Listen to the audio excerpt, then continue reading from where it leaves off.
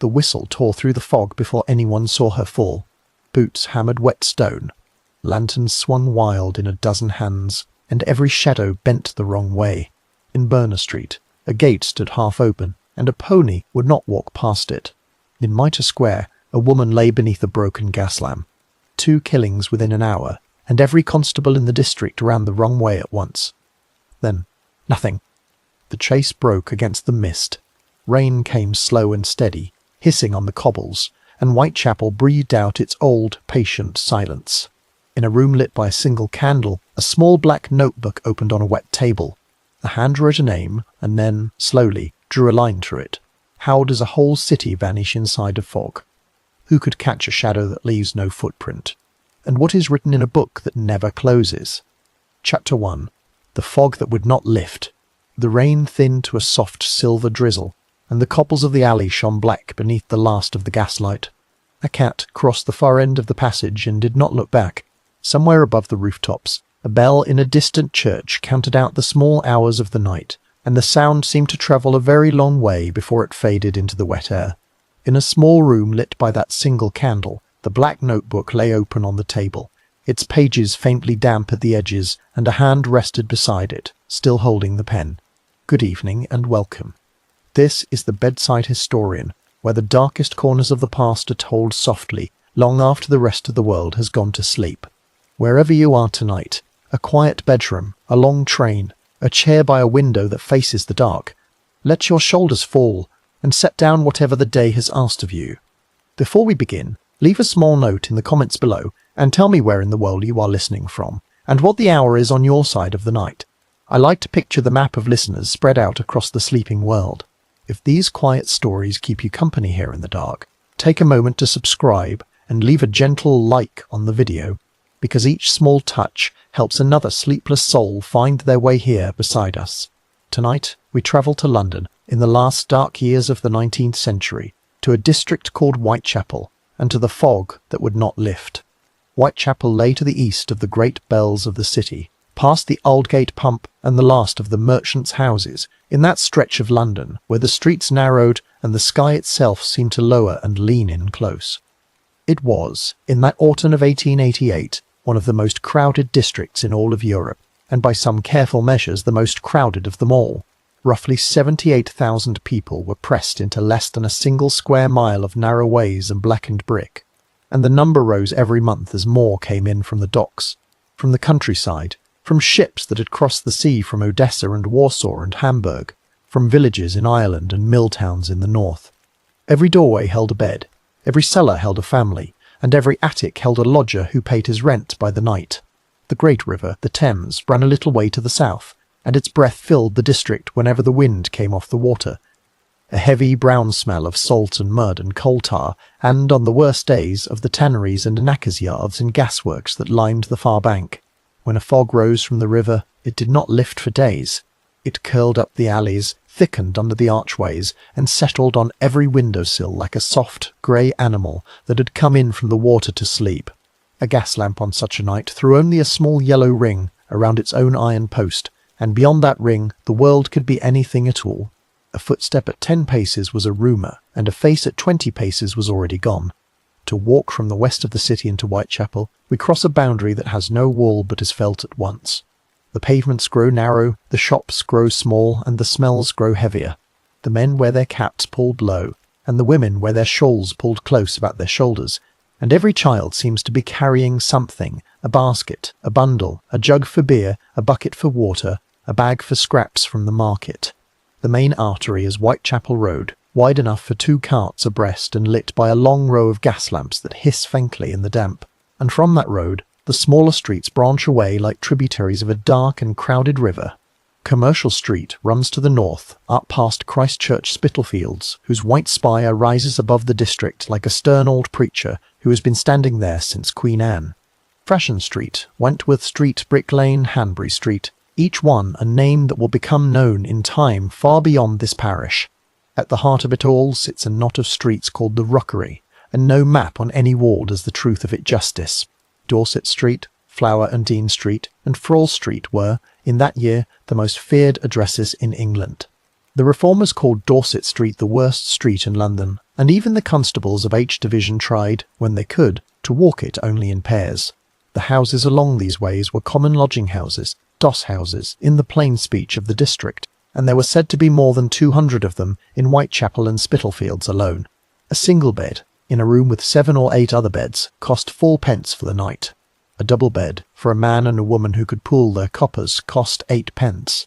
A place on a length of rope, where the sleeper leaned forward and rested his weight upon the line until the deputy cut it loose at dawn, cost only 2p, and even at that price there were many who could not pay. You must picture the arithmetic of such a life for a moment, because it is the arithmetic on which every small choice was made. A dock labourer, if he was called at all, was called at the gates at 6 in the morning and paid perhaps 5p for an hour of shifting timber or coal, and there were always more men at the gates than there were jobs to give. A seamstress in a back room stitched shirts for a penny a shirt, and to earn a single shilling she must finish 12 of them before her lamp burned out. A match girl at the Bryant and May works earned a few shillings a week, and stood all day at her bench, and the yellow phosphorus in the air rotted her jaw before she was 30 years of age. A crossing sweeper, standing at his corner with a straw broom, lived on whatever a passing gentleman might toss him from a cab. For those who could find no work at all, there was the workhouse gate on Valence Road, and the workhouse gate was a door that most of the poor would rather die on the pavement than pass through. And so, when the light failed each evening, the district filled with those who had nowhere else to go. They gathered at the doss house kitchens, where a copper of stew simmered on the range, and a slice of grey bread cost a farthing, and they sat close together on the long benches for the warmth of it. They gathered at the public houses, the 10 Bells on the corner of Commercial and Fournier, the Britannia at the top of Dorset, the Frying Pan on Brick Lane, and they nursed the smallest glass of gin they could buy, because a glass of gin bought a place to sit, and a place to sit was a shelter from the rain. They gathered on the church steps, in the shadow of Christ Church, Spitalfields, and the vicar's men came out at midnight to move them along, and when they could not gather, they walked. Through the small hours of the morning, on nights when a bed cost 4p and they had none, they walked the streets in slow, patient circles, and this walking was called, by those who did it, doing the round. Take a breath, and stay close with me here, because to understand the man who is coming, the man with the black notebook, the man who will one day be handed the worst case of the century, we must first understand the ground on which he learned his trade. This was Whitechapel in the late years of the reign of Victoria, and it was not a slum in the way a careless glance might read it. It was a working parish, a proud parish in some ways, with its markets and its schools and its Sunday chapels. But it was also a place where the shape of the century pressed down hardest upon the poor, and where the smallest turn of ill luck, a lost job, a lost husband, a lost bottle of gin, could push a person from a roof to the pavement in less than a week. The great markets ran through it like a heartbeat. On Sunday mornings, Petticoat Lane filled from end to end with stalls, and the shouts of the traders rose from every doorway, selling cloth by the yard, boots by the pair, oranges by the dozen, and eels stewed in a black iron pot for a halfpenny a serving. The costermongers pushed their barrows through the crowd, calling out the prices of their apples and their whelks, and children darted between the wheels with cupped and dirty hands. Spitalfields Market, up the road, sold flowers and vegetables from before the sun had risen, and Billingsgate, down by the river, sold fish so fresh they still gleamed like knives on the beds of ice. When we picture the district only as a place of shadow, we do it a small injustice. There was noise and colour here as well, and a stubborn, hard humour among its people that even hunger could not entirely starve. But the shadow was real, and the shadow was long. The immigrants who had come in the great waves of the last 20 years, the Irish, after the famine years of the 40s, and the Jews, after the pogroms in the Russian Empire, had settled here because the rents were the lowest in the whole of London, and because a newcomer could find a countryman on the very next street. Yiddish was spoken in the small tailoring workshops of Hanbury Street in Brick Lane, and the smell of black bread and pickled herring drifted from the kosher kitchens on Wentworth Street. Irish was murmured in the back rooms of the public houses off Dorset Street, and the priests of the small Catholic missions walked between the doss houses with their prayer books tucked under their arms.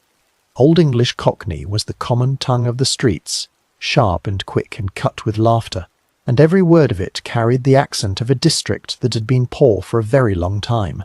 There were reformers in that year who were beginning to write about all this in careful books. A man called Charles Booth had begun to walk the streets of London with a notebook of his own, colouring in a great map, street by street, with the shades of poverty he found there. Black, for the lowest class. Vicious and semi-criminal, in his own careful phrase. Dark blue, for the very poor, in chronic want. Light blue, for the poor, at 18 to 21 shillings a week for a moderate family. And when his map was finished, Whitechapel and Spitalfields would be one of the darkest patches on the whole of London, streaked through with the black of Dorset Street and the dark blue of Flower and Dean. Toynbee Hall had opened its doors in 1884 on Commercial Street, and its young graduates from Oxford came down to live among the poor and teach them their letters in the evenings. The homes of Dr. Barnardo had opened for the orphans of the districts a decade before, and the Salvation Army marched down the main road on Sundays with brass instruments and hymn books and steaming pans of hot soup. And yet, for all this care, the fog kept coming and the streets kept filling. The winter of 1887 had been hard. There had been riots in Trafalgar Square that November, and the newspapers had spoken of a bloody Sunday when the cavalry rode into the crowds, and the unemployed of the East End had marched to the West End carrying banners that read, "Work or Bread." The spring of 1888 had brought the great strike of the match girls, when the young women of the Bryant and May works had walked out over the yellow phosphorus and their fourpenny fines, and had, to the astonishment of London, won a small measure of justice. There was a mood in the district that summer, a sense that the poor were no longer willing to be simply the poor, and that something in the shape of the century was about to move. You may picture, if you like, a single evening in the August of that year. The gas lamps have just been lit along Whitechapel Road, and a boy from the parish gasworks moves down the pavement with his long brass pole, touching each mantle in turn until it flowers into a small yellow bud of light. The costermongers are packing up their barrows at the end of the day, and the young woman in a black shawl is buying a twist of tea for a halfpenny from a corner shop, and the bells of Christ Church are ringing the hour of 8 across the roofs. A patrol of 2 constables in blue sarge and tall helmets turns the corner from Commercial Street, their boots striking the paving stones in a slow, careful rhythm. They know every doorway on this beat, and every doorway knows them. They tip their helmets to the shopkeeper at the corner, and the shopkeeper nods back, and their lanterns swing gently at their belts. Above them, unseen, the first faint drift of a fog is beginning to rise from the river. Somewhere in a small house of yellow brick, a man of 45 is sitting at his desk, and he is not yet the man of our story. And he is not yet in Whitechapel. He is a chief inspector of the Metropolitan Police, with a heavy moustache and quiet grey eyes and a black notebook that goes everywhere he goes. He has been called upward, to the great new buildings of Scotland Yard by the river, where the maps of every division of London hang upon the walls, and where the telegraph key ticks all through the night. But the streets of this eastern district live inside him already, the way the shape of a house lives inside the child who grew up in it. He has walked to every one of them, on foot, for 14 years. He has stood in the doorways of the doss houses on Dorset Street and on Flower and Dean, and he has learned the names of the deputies who kept them. He has sat in the taproom of the 10 Bells and listened to the talk of the market porters. He has knocked on doors on Hanbury Street and on Berners Street, and the women who answered them have called him, in their own soft accent, Mr. Abberline. He does not know it yet, on that quiet August evening. He does not know that in a few short weeks the summons will come, and the black notebook will be lifted from its shelf, and the trains will carry him back to the district he thought he had left behind him. But the fog is rising, and the streets are filling, and somewhere in the darkness of a doss house kitchen, a hand is counting out 4 pence in coppers and coming up short. Somewhere else, on a bench in a taproom, a woman is nursing the last thin measure of her gin, and thinking about the walk she must do that night. And in a small room above a shop, a man sits very still and watches the gaslight through the window and lets the hour go by. That is where our story begins, though it is not yet a story at all. It is only a district, and a river, and a fog. It is only the shape of the world onto which one man will soon be placed, with a notebook and a pencil, and a duty he cannot lay down. The Metropolitan Police call this ground H Division, and its station stands on Leman Street, a plain brick building with a blue lamp above the door, and a desk sergeant at the counter, and a long row of cells at the back. It is to that door that our man will one day return, in the darkest hour of his career, and it is from that door that he will walk out again, night after night, into the streets, that he alone, of all the men in London, seems to know from the inside out. The wind shifts out on the river. A ship's bell sounds, small and clear, across the dark water. And in Whitechapel, the fog begins to fold itself down over Dorset Street, and over Flower and Dean, and over Thrall, and the small yellow rings of the gas lamps shrink a little further into themselves, one by one, as the night settles in around them. Chapter 2.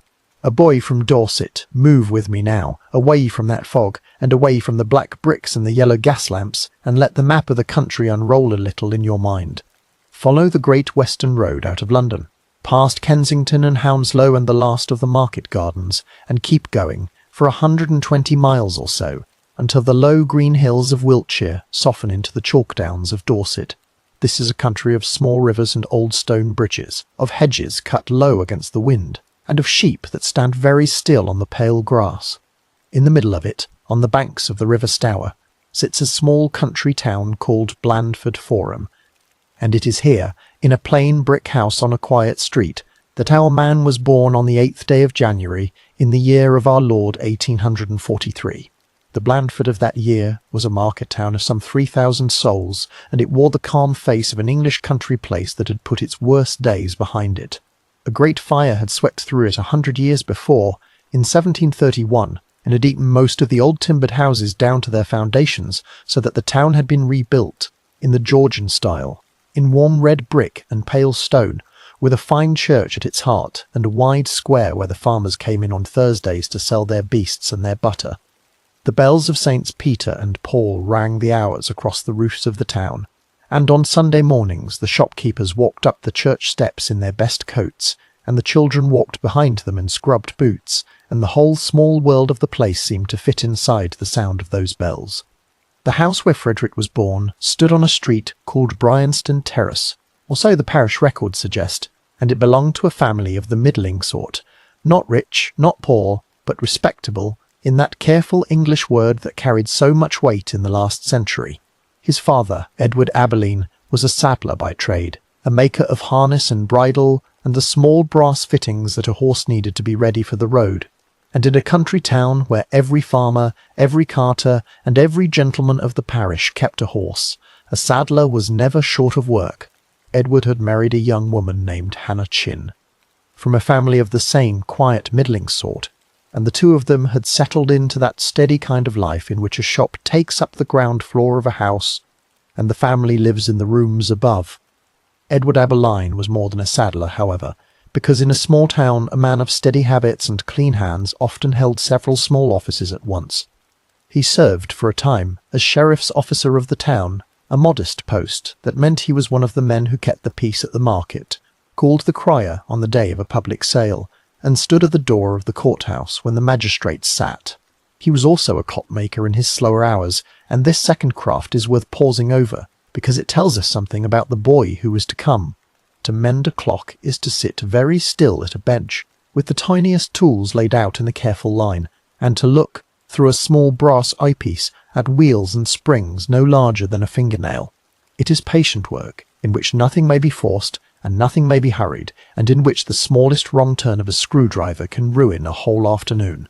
A boy who watched his father do such work learned, without being taught, that the world was made of small pieces which fitted together in a certain order, and that the man who wished to understand it had to slow himself down until he could see them. Frederick was the youngest of 4 children. He had 2 older brothers, Edward and Emmanuel, and an older sister named Harriet, and by the accounts of his own later years the house was a busy one, full of the small noises of a family that lived above its work, the click of the shop bell downstairs, the smell of leather from the saddler's bench, the ticking of half a dozen half-mended clocks upon a shelf. But this quiet Dorset childhood held a wound very close to its heart, because when Frederick was only 6 years old, in the year 1849, his father Edward died. The parish register gives the bare fact and no more, but the shape of what followed can be read in the census and in the years that came after. Hannah was left a widow with 4 children. The saddler's shop had to be given up, and the small brick house on Bryanston Terrace grew, in the way such houses do, a little quieter than it had been. Rest with me for a moment on that fact, because it is a small fact and a very heavy one, and it does much to explain the man who would one day walk the alleys of Whitechapel with a black notebook in his coat. A boy who has lost his father at 6 years old learns very early the shape of a world in which the ordinary things, the shop bell, the voice at the head of the table, the hand upon the shoulder, can be taken away without warning, and does not entirely trust the daylight afterwards. He learns to watch. He learns to notice. He learns that the details of a house, the sound of a step upon a stair, the smell of tobacco on a coat, the small routine of the evening, matter, because when they are gone, only the noticing of them remains. Hannah, by every mark that the record shows, was a strong woman of the Dorset country sort, and she did what widows of her class were left to do in that century. She took in lodgers, she leaned on her older children, and she kept her youngest boy in school for as long as her small purse would allow. Frederick was sent to the Blandford Grammar School, an old foundation whose stone walls stood in the heart of the town, and there, in a long room with a coal stove at one end and a schoolmaster at the other, he learned his letters and his sums, and something of the old histories of the English kings, and something of the old histories of the English kings, and something too of Latin, though not enough of it, by his own later account, to trouble him in life. The school day began early, at the ringing of a small bell, and ended late in the afternoon with a prayer, and the boys walked home and on the same streets their fathers walked, past the shops and the market and the fine old church, in the last light of a country dusk. But schooling of that kind did not last long for a boy in Frederick's place. In the England of that century, the son of a widowed shopkeeper did not stay at his books past the age of 14 or 15. He was expected, as soon as his hands were strong enough, to be apprenticed to a trade. And so, at some point in his early teens, Frederick Abberline was taken from his desk at the grammar school and put to a bench of his own. The trade that was chosen for him was the same trade his father had practiced in his quiet hours, clock-making, and for the next several years the young man served as an apprentice to a master of that craft in the town. Picture him at that bench, in a small workshop above a shop in the middle of Blandford in the late 1850s. A window with small square panes looks out onto the street, and the light of a winter afternoon falls in a narrow gold beam across a long wooden counter. Tools are laid out in careful rows. Small pliers, files no thicker than a straw, brass tweezers, tiny screwdrivers with their handles turned from ivory or bone. A pocket watch, its back opened like a small silver clam, lies before him, and inside it the wheels are turning slowly in the last of their movement. The mainspring already tired. A magnifying glass is set into his eye, held there by the muscle of his cheek, and his fingers, still boyish, hold a hair-fine bit of steel. He does not speak, and the master does not speak. The only sound in the room is the soft, patient ticking of a dozen finished clocks along the far wall, each of them counting out its own quiet share of the afternoon. Stay with that picture, because the man he would one day become is being made inside it.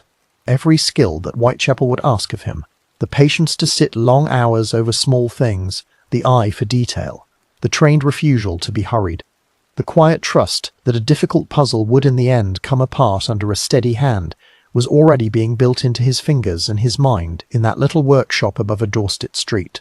He was learning without knowing it, a kind of thinking that would one day be turned upon men rather than machines, and upon crimes rather than clocks. The town around him, meanwhile, was beginning to feel the pull of a larger world. The railway had come to Dorset in the 1840s and 50s, and by the middle of the 60s the branch line to Blandford was in the last stages of its slow construction, so that even in this quiet corner of the country the whistle of a distant engine could be heard on a still afternoon. Young men who 10 years before might have lived their whole lives inside the sound of the parish bells were now taking the train up to Salisbury, and from Salisbury to London, and were coming back, when they came back at all, with stories of streets so wide a coach could turn in them, and shops lit by gas until midnight.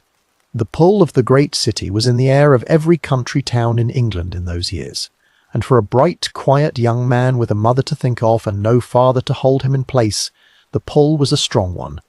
We do not know the exact hour of his going, because the records of such small departures were not kept. But we know that sometime around the year 1861, at the age of about 18, Frederick Abberline left Blandford Forum and took the train to London. He would have carried, in all likelihood, a small case of clothes, a letter of recommendation from his master, and a paper packet of bread and cheese for the journey, and he would have sat on the hard bench of a third-class carriage as the fields of Dorset gave way to the fields of Hampshire, and the fields of Hampshire to the outskirts of the Capel, and the outskirts to the great grey haze of the smoke of London itself. Picture that arrival, because it was a moment shared by tens of thousands of country boys in that century, and it never lost its power to strike a young man silent. The train slowed as it drew into Waterloo or into Vauxhall, and the sky beyond the windows was crossed by the black lines of 100 chimneys, each of them pouring its own steady column of smoke into the yellow air. The platform, when he stepped down onto it, was a moving river of hats and shawls and porters with barrows, and the air smelled of coal and of horse, and of the sweet greasy smoke of the pie stalls. Beyond the station gates lay a city of nearly 3 million souls, in which no one knew his name, and no bell would ring for him at the end of a day. He lodged at first wherever a young country lad could find a bed for a few shillings a week, a room in Lambeth perhaps, or over a shop in Southwark in one of those grey brick streets south of the river where every third house took in lodgers. He found work for a while as a clockmaker in the great trade of the city, for London in those years was full of shops that sold and mended timepieces, and a lad who had served his apprenticeship in Dorset could always find a bench to ship in Dorset, could always find a bench to sit at. But the work of a journeyman clockmaker was hard, and the pay was thin, and the hours were long. And above him, in the streets outside the shop window, a great uniformed body of men in blue sarge and tall hats was moving through the city with a steady, patient tread, and the young Frederick Abberline could not help but watch them go by. The Metropolitan Police in that year of 1862 was still a young force by the measure of institutions. It had been founded only in 1829 under Sir Robert Peel, and its constables were still, in the mouths of the London poor, called peelers or bobbies after their founder. A recruit had to be a man of at least 5 feet 7 inches in height, of sound health, of good character, and under the age of 35. He had to be able to read and write a plain hand and to do simple sums, and he had to bring letters of reference to prove that he was not a drunkard, a thief, or a man in flight from a debt. In return he was given a uniform of dark blue sarge with a stiff collar and a leather belt, a wooden truncheon, a rattle for calling for help, a bull's-eye lantern for the night, and the promise of about £1 a week, out of which he must pay for the care of his own clothes. Something in that steady offer must have spoken to the young clockmaker from Dorset.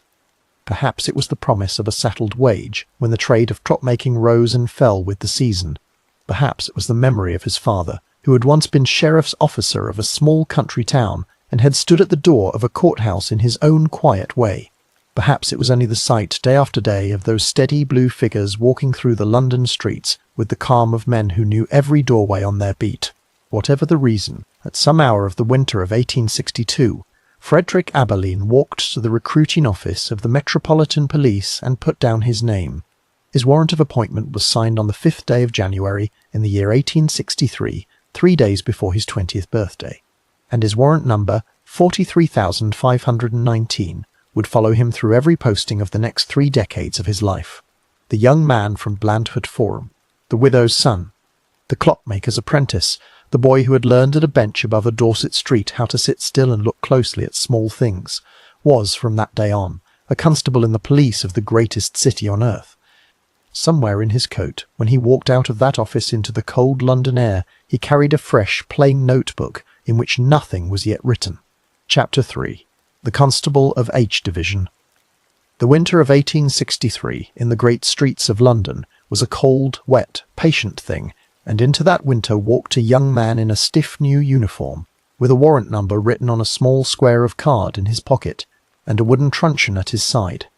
His first posting, once his 6 weeks of drill at the training yard were done, was to N Division, up in Islington and the northern reaches of the city, where the pavements were still edged with market gardens and the milk carts came in from the fields before dawn. A constable's first years, in that force, were spent on the beat and only on the beat, and Frederick Abberline walked his in the plain, patient way of a man who had learned as a boy how to sit still at a bench and look closely at small things. Come with me for a moment and picture the life of a constable in the London of that year, because the shape of it was not the shape we might imagine from our own long-lit century.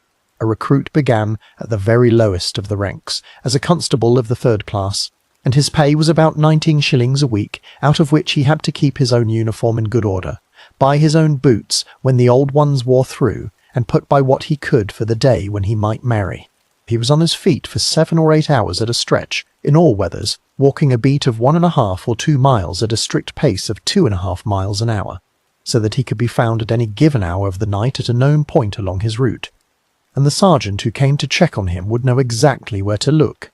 He carried no firearm and no handcuffs of the modern sort, only a truncheon of hard-turned wood, a wooden rattle for calling for help, and, in the dark hours, a bull's-eye lantern strapped to his belt whose small round beam could be opened or shuttered at the turn of a hand. Frederick took to this steady, patient work with the quiet talent of a man born for it. He had the great gift in that trade of the face people forgot at once.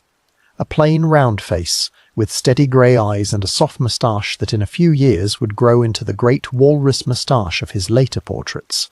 And he had the habit, learned at his cockmaker's bench, of watching a room without making the room feel watched.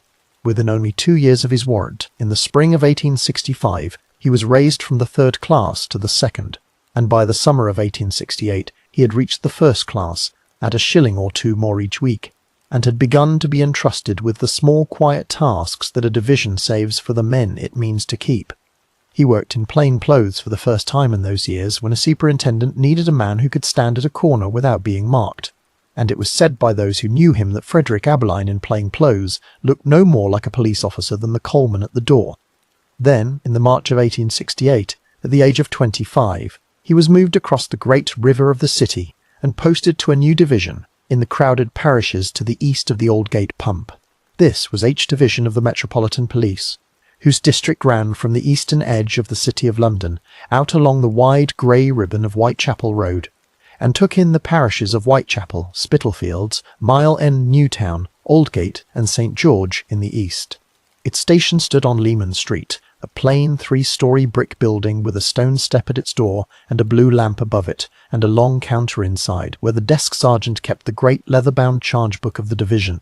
A young constable, transferred to H Division in those years, was, in the old plain phrase of the force, being posted to the sharp end, and both he and his superiors knew it. Rest with me for a moment on that word division, because it did not mean, in that century, what it might mean to us now. A division of the Metropolitan Police was almost a small kingdom of its own, with its superintendent as its ruling officer, its inspectors as his lieutenants, its sergeants as the keepers of its beats, and its constables as the men on the ground. Every hour of the day and night, the streets of Whitechapel and Spitalfields were covered by a lattice of walking men, so that no single stretch of pavement went untouched for more than about a quarter of an hour. A constable relieved the man before him at a set point on the beat, walked his route in a slow, exact rhythm, and was relieved in his turn 8 hours later, and the reliefs and the routes were written out on printed sheets at the station and kept in the sergeant's book, like the lines of a great engine. Into this engine Frederick Abberline stepped as a young sergeant, and within 18 months of his coming to H Division he had risen once more to the rank of inspector at the age of only 29. This was a fast rise for a man from the country with no letters and no friends at the Home Office, and it was noticed. An inspector in that force did not walk a beat. He walked the beats of his men, checking on them at their fixed points, sitting in the taproom for a quiet half-hour to hear what the district was saying, and standing beside his superintendent at the Leman Street counter when a difficult charge came in. He kept the small ledgers of the district, the book of pawnbrokers, the book of lodging-houses, the book of known thieves, and he was expected to know, by the ordinary steady work of his own memory, who ran which stall on which market day, who had gone into which public house on which evening, and who had come out again, on the arm of whom. Walk with me now down the streets of H Division, as they lay under the young inspector's eye. From the Leman Street station door, we turn left and walk up towards Whitechapel Road, and the great width of the road opens before us, 4 lanes wide, with the 2 long rows of gas lamps that lit it after dark, and the horse-drawn omnibuses of the London General Omnibuses of the London General Omnibus Company creaking past, between the market stalls. We turn right, up Commercial Street, past the tall grey face of the London Hospital on our left and the busy 10 Bells public house on our right, and we come to Christ Church Spitalfields, whose white spire lifted itself above the roofs like a stern old preacher. To the west of the church lay Dorset Street and Flower and Dean Street and Thrall Street, the great knot of doss houses where a bed cost 4d and a bench of rope cost 2, and to the east lay Hanbury Street and Fashion Street and the long narrow ways of Spitalfields, where the Huguenot weavers had once worked at their great looms, and where their descendants now let out rooms by the week to the newest arrivals from Poland and Russia. Every one of these streets, in those long years, was walked and re-walked by Inspector Abberline, and every doorway of them learned his face.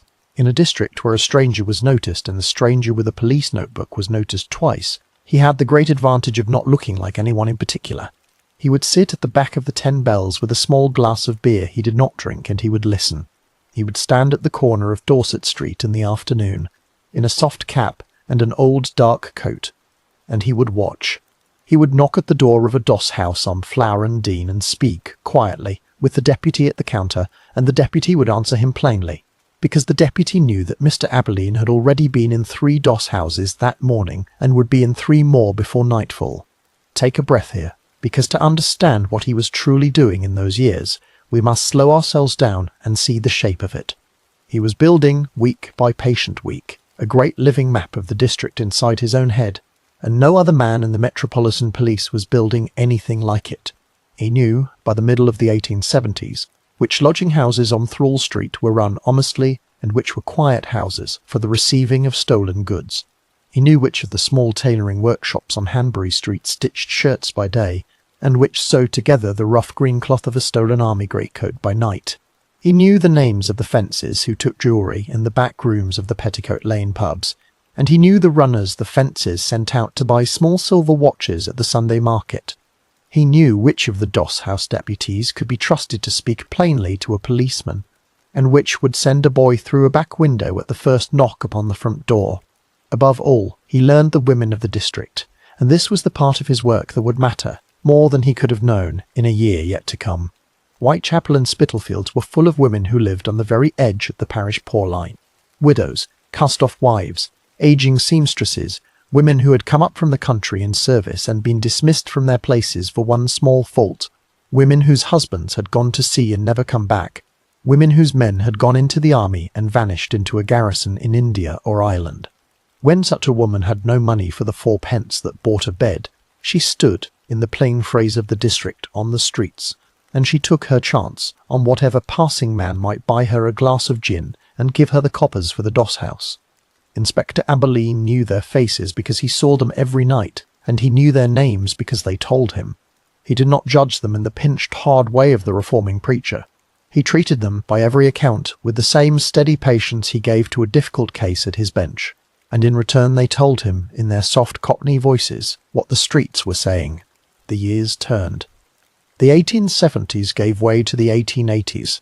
Frederick Abberline was, by the end of that first decade in H Division, one of the small handful of officers in the whole of the Metropolitan Police who could be trusted to handle a delicate case in the East End without either causing a riot or losing a suspect. He had married in 1868 a young woman named Martha Magnus, but their happiness had been very brief. She had died only a few months after the wedding, and he had gone back to his rooms and his beat and his notebook with a grief he did not speak of. Some years later, in 1876, he had married a second time to a widow of Blandford country named Emma Beament, and this second marriage, quiet and childless and lifelong, would follow him from posting to posting for the rest of his working life. Emma made a home for him in a plain house on Mayflower Road in Clapham, on the south side of the river, and it was to that house that he came back, in the small hours of the morning when the streets of the East had finally let him go. Within H Division, his name had begun to stand for a certain kind of quiet skill. When high-value burglary of a jewellery shop on Aldgate High Street ran cold under a different inspector, the case was passed to Abberline, and within a fortnight 3 men were in the cells at Leman Street, and the silver was on a shelf at the back of the station. When a gang of dockyard thieves on the Ratcliffe Highway was breaking up cargoes at the wharves and selling the pieces off through a chain of small shops on Cable Street. It was Abberline who sat night after night in a plain suit at the corner of Wellclose Square and watched the traffic in and out of a certain narrow doorway, until he had every name in the ring. When a group of Fenian sympathisers passed through the district in the early years of that decade, meeting in the back rooms of certain public houses to talk of dynamite and of Ireland, it was Abberline who was quietly given the papers of the case, and who reported, in his small careful hand, up the chain to Scotland Yard. Come very close for a moment, because this next detail matters. In the England of that century, the Metropolitan Police was still learning, day by day, how to be a detective force. It had begun as a force of uniformed constables, and its detective branch had grown only slowly, out of a small handful of officers in plain clothes at Scotland Yard in the middle of the century. in 1878 after a great scandal in which several senior detectives had been found to be taking money from criminals. The whole detective branch had been broken up and rebuilt under a new name, the Criminal Investigation Department, and its chief officers had been sent out into the divisions to find, in the ranks, the men who could be trusted to build it again from the ground up. When those chief officers looked at H Division, they saw Frederick Abberline, and they marked him down as a man to raise. The reforms of that department were slow and careful, but by the middle of the 1880s the plainclothes officers of each division reported both to their own superintendent and, in the more serious cases, to a small central body of detectives at Scotland Yard on the north bank of the Thames. Abberline was, by then, the local detective inspector for H Division, and he sat in his small back office at Leman Street with a shelf of ledgers behind him, the great pawnbroker's book with its endless columns of watches and rings pledged and redeemed, the book of common lodging-houses with the names and reputations of every deputy, the book of known suspects with the names and reputations of every deputy, the book of known suspects with pencil notes in his own hand beside each name. Every fresh crime in the district began, for him, with a walk to that shelf, and with the slow, careful turning of the pages that his years upon the ground had built. The days on which he was not in the streets, he was often in the courts. The Thames Magistrates' Court on Arbor Square, only a short walk from Leman Street, sat every morning under the tall bench of a stipendiary magistrate, and its long wooden dock heard a steady procession of the district's small offenders. The drunk and disorderly, the pickpocket, the beater of a wife, the receiver of a stolen watch. Inspector Abberline stood in the witness box in that court so many hundreds of times that the ushers came to know his step upon the stair. He gave his evidence in the same plain, steady voice with which he asked a question in a lodging-house doorway, never raising it, never colouring it, giving only the facts as he had them in his notebook. Solicitors came, over the years, to warn their less honest clients that if it was Inspector Abberline who had made the case, there was no use in a false denial, because Abberline's memory of a street was longer than any alibi. Pause with me for a moment, because this is the truest thing that can be said of him in these long years. And it is the truest thing that will still be said of him when the great case of his life falls upon his shoulders in the autumn of 1888. He was not a brilliant man in the loud way of a lecturer or a barrister. He was not a fashionable man, and he had no gift at all for the newspapers. What he had, and what almost no other officer in the whole force could match, was the district itself, the streets, the doorways, the deputies, the pawnbrokers, the women on the pavement, the small back rooms and the long back alleys, held together inside one steady, patient head, and mapped by the same fingers that had once, in a Dorset workshop, turned the smallest wheels of a clock. He did not chase the streets of H Division. He listened to them, and in the great long years he spent walking them at night, they came, slowly, to speak to him in a language no other man in London could quite hear. Then, at the beginning of 1888, the great slow tide of his career carried him upward once more. He was promoted to Inspector First Class at Scotland Yard itself, on the far side of the river, and after 14 unbroken years in H Division, he was ordered to take his notebook and his ledgers and his warrant, and to leave the streets he had come to know better than any man in the force. On his last night at Leman Street, a small supper was held for him in an upper room of a public house not far from the station, and his brother officers gave him a handsome gold keyless watch, and the deputies of one or two of the more respectable doss-houses came in their best coats to say good-bye. Then he took the omnibus westward, out of Whitechapel, across the city, along the embankment to Scotland Yard, and it seemed, on that quiet spring morning, that his long apprenticeship in the alleys of the East End was at an end at last. Chapter 4. The long watch stay close beside me, and let us follow him westward for a little while, because to understand the man who will one day be recalled to Whitechapel in its darkest year, we must sit with him now in the calm middle of his life, at his new desk on the north bank of the Thames, and we must see the shape of the world he had entered.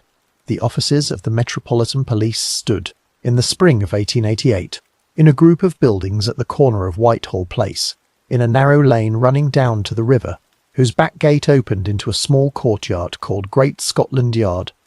It was from that back gate, in the earliest days of the force 50 years before, that the young peelers had first walked out into the streets of London in their new blue uniforms, and from that gate the whole institution had taken the plain, unofficial name by which the whole country now knew it, by the year of our story, the old buildings at Great Scotland Yard were bursting at their seams, and the great new headquarters of the force, that red and white striped fortress on the embankment, which would soon be called New Scotland Yard, was still climbing floor by floor out of the mud of the riverbank. The detective branch, the criminal investigation department, was housed for the moment in a set of plain rooms above and behind the old buildings, up narrow staircases whose stone treads were worn hollow by half a century of boots.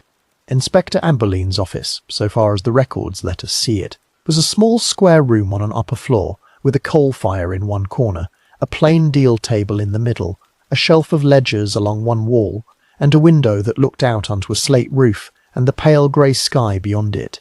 On the table lay his blotter, a brass inkstand, a rack of pens, and, always, the small black notebook of the day.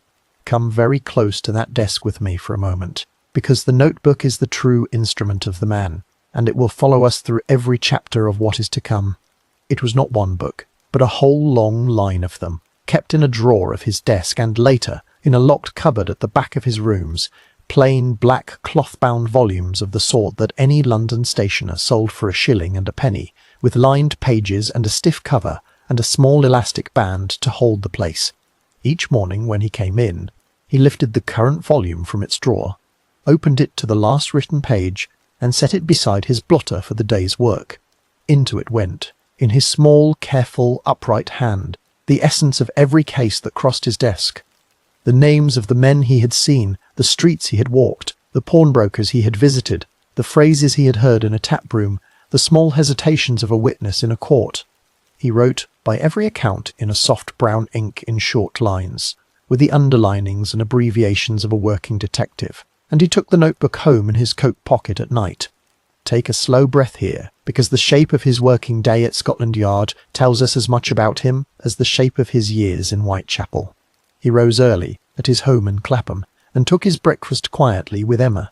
A plate of bacon, perhaps, and a boiled egg, and a pot of strong tea. He walked, in dry weather, to the omnibus stop at the top of the road, and he rode across the river into the West End, sitting inside on the wooden seat with the newspaper folded on his knee.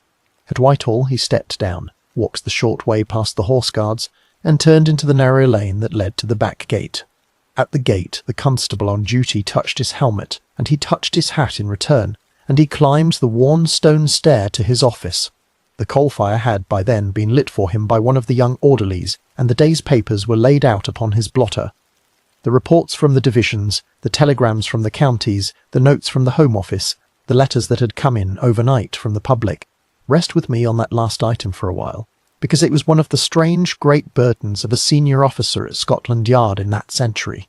The Yard was, by that year, the recognised heart of criminal investigation in the whole of the English-speaking world, and its letters came from everywhere.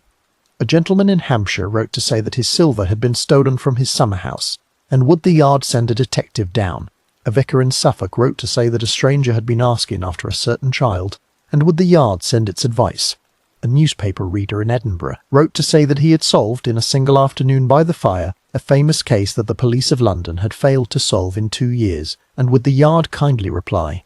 A vast tide of paper flowed in through the gate each morning, and a small handful of senior inspectors, of whom Frederick Abberline was now one, sat at their desks and sifted it, and marked each letter with the small blue pencil that meant nothing, or the small red pencil that meant follow-up, or the small black pencil that meant a quiet visit.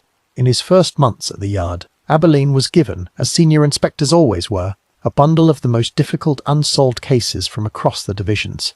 There was a burglary at a great house in Belgrave Square, in which a small collection of jewelled snuff-boxes had vanished from a locked cabinet without a broken lock. There was a suspected long fraud in a firm of stockbrokers in the city, whose books had been kept in 2 hands by a clerk who had since gone abroad. There was a young woman missing from her lodging in Bloomsbury, whose landlady had waited 3 weeks before speaking to the police. Each of these cases lived in a folder on his shelf, and each was worked, in his slow, patient way, in the small hours between the meetings and the paperwork of the day. The days themselves were governed by a rhythm of meetings that the young detective inspector at the Yard learned quickly to keep.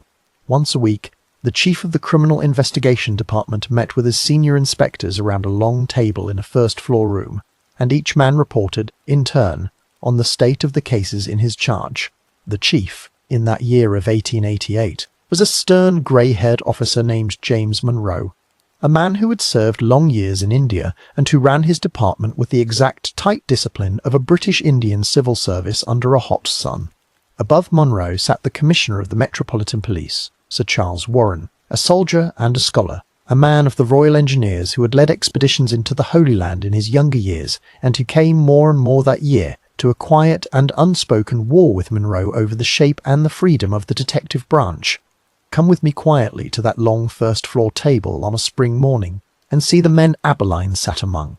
There was Chief Inspector Donald Swanson, a Highland Scotsman with a careful mind and a slow voice, who would one day be given charge of the coordination of the greatest case of the year.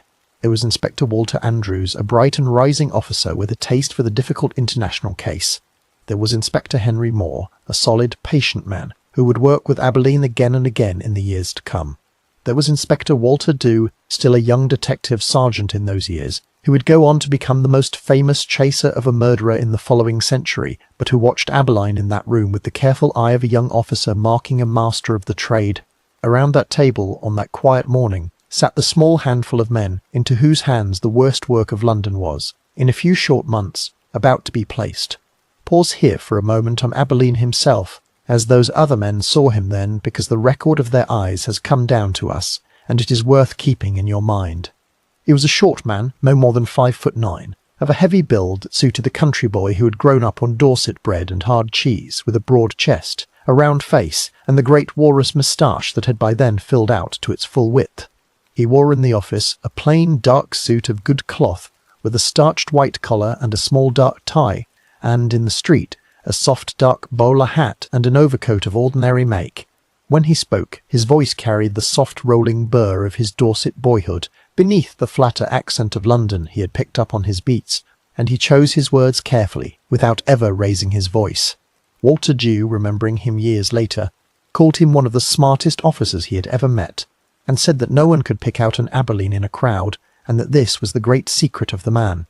Take a slow, easy breath here, because the life of a senior detective at Scotland Yard was not, as a modern imagination might picture it, a life of constant sudden danger and gunfights in the streets.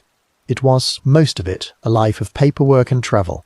When a difficult case broke in a distant county, a poisoning in Norwich, a bank robbery in Manchester, a body pulled from a canal in Birmingham, the local chief constable would write, in careful terms, to the commissioner at Scotland Yard, and would ask for the loan of an officer.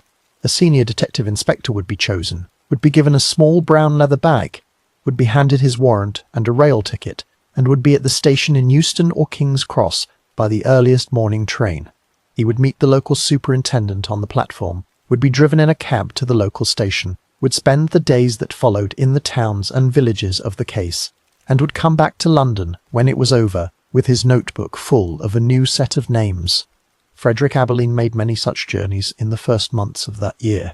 He went, we know, to a case of arson in the country in the spring, and to a matter of long fraud in a coastal town not long after, and to at least one delicate visit into the home counties, on a matter of gentle blackmail that has left only a faint trace in the records. He came home each time to Emma in Clapham, on the omnibus at the end of a long day, and he sat by the fire in the front room and read the paper, and he did not speak, if he could help it, of the work of the day.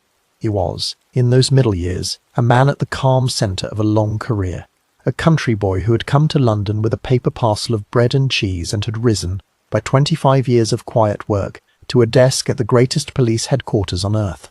Come with me one last time to that desk, in the small square office on the upper floor, on an evening in the late summer of that year. The coal fire has burned down to a slow red heart. The gas mantle above the desk hisses softly, and the notebook of the day is open on the blotter. In the drawer beside him lie the old and new books of his H Division, years, kept for reference. The small black volumes in which the names of Dorset Street and Flower and Dean, of Miller's Court and Berner Street, of Doss House deputies and market women and 10 Bells regulars, are written out in his patient, upright hand. He does not know it on that quiet evening in the last month of an ordinary year, but the summons is already forming that will send him back to those streets. He does not know it when he lifts his hat from the peg and starts down the worn stone stair towards the back gate, but the walk he is about to take across Whitehall, and the omnibus he is about to catch, are among the last quiet crossings of the river he will make for many months. Chapter 5. The Recall to the East. Stay very close beside me now, because the tide of the year begins to turn here, and the change comes so quietly at first that even the men whose lives it will overtake do not, at first, hear it coming. The spring of 1888 had gone by, in Whitechapel, in the ordinary long way of a poor London spring. The coal smoke thinning a little as the winter fires died down, the great markets filling with early rhubarb and new potatoes. The strike at the Bryant and May match, works ending in a small proud victory for the young women who had led it, and the omnibuses along Whitechapel Road running full every morning with the working people of the district on their way to the works and the workshops of the city. The summer had come on hot and dry. The pavements had baked, the drains had grown foul in the heat, and the river had lain low between its embankments in a slow brown line, and the fog, when it rose, had rolled in over a district already tired and thirsty and short of sleep.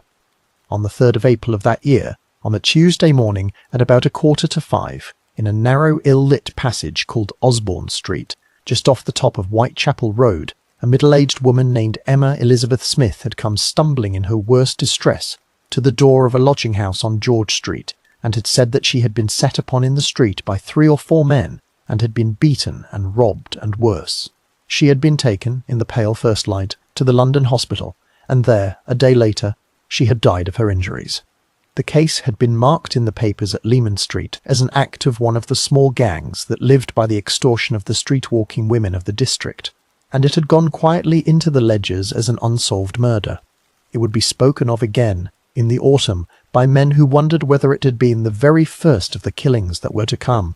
Then, in the early morning of the 7th of August, a bank holiday Tuesday in a place called George Yard Buildings, on a landing between the first and second floors of a large tenement, the body of another woman had been found by a market porter on his way down the stair to his day's work. Her name was Martha Taproom, and she was a woman of the doss houses and the taprooms, aged about 40, and she had been killed by very many stab wounds. This case, unlike the earlier one, went at once to H Division and the desk of the local inspector, and it was worked hard through the rest of the month, and no one was ever arrested for it, and it too was set aside on the shelf as a killing without an answer. It would be spoken of in the autumn by the same men who spoke of Emma Smith, and there would be in some of their voices the beginning of a small fear. Walk with me for a moment through Whitechapel in that last hot August, because to understand the summons that is coming, we must feel the mood of the district that received it. The heat had not broken for weeks. In the doss-house kitchens, the copper of stew simmered day and night, and the tin plates were washed in water that never quite ran cold. In the taprooms of the 10 Bells and the Britannia, the gaslight flared blue in the smoke, and the talk turned again and again to the killings. To Martha Taproom, to Emma Smith, to the small dark stain on the George Yard landing that no scrubbing quite lifted out of the stone. The women who did the round in the small hours moved in pairs where they could, and the men who slept on the church steps of Christ Church Spitalfields drew closer together under the porch when the fog came down at night. Come now, with me to a plain terraced house in Bucks Row, a narrow eastern street just off the great line of Whitechapel Road, on the morning of the last day of August, 1888. It is about 3:45 on a Friday morning. The street is dark because the gas lamps here burn only until the small hours and are already out, and the sky above the roofs is only just beginning to pale into the first grey of a summer dawn. 2 carters, Charles Cross and Robert Paul, walking in the middle of the road on their way to their morning's work at Pickford's in the city, come upon a shape lying against the pavement in front of a stable gateway. In the pale first light, they see that it is a woman, lying on her back, with her clothes disarranged and her bonnet fallen from her head. Cross reaches down and touches her hand, and finds it cold. The 2 men look at each other, and one of them says a rough word under his breath, and they hurry away up the street to find the nearest constable. The constable they find is Police Constable John Neal of H Division, walking his usual beat, and he comes back with them at once, and by the light of his bull's-eye lantern he sees, on the pavement in front of the stable gate, the body of the woman whose name will in a day be known to be Mary Ann Nichols. He blows his whistle for help, and within minutes 2 more constables come running up from their beats, and one is sent for the divisional surgeon, and one is sent for the inspector on duty at Bethnal Green.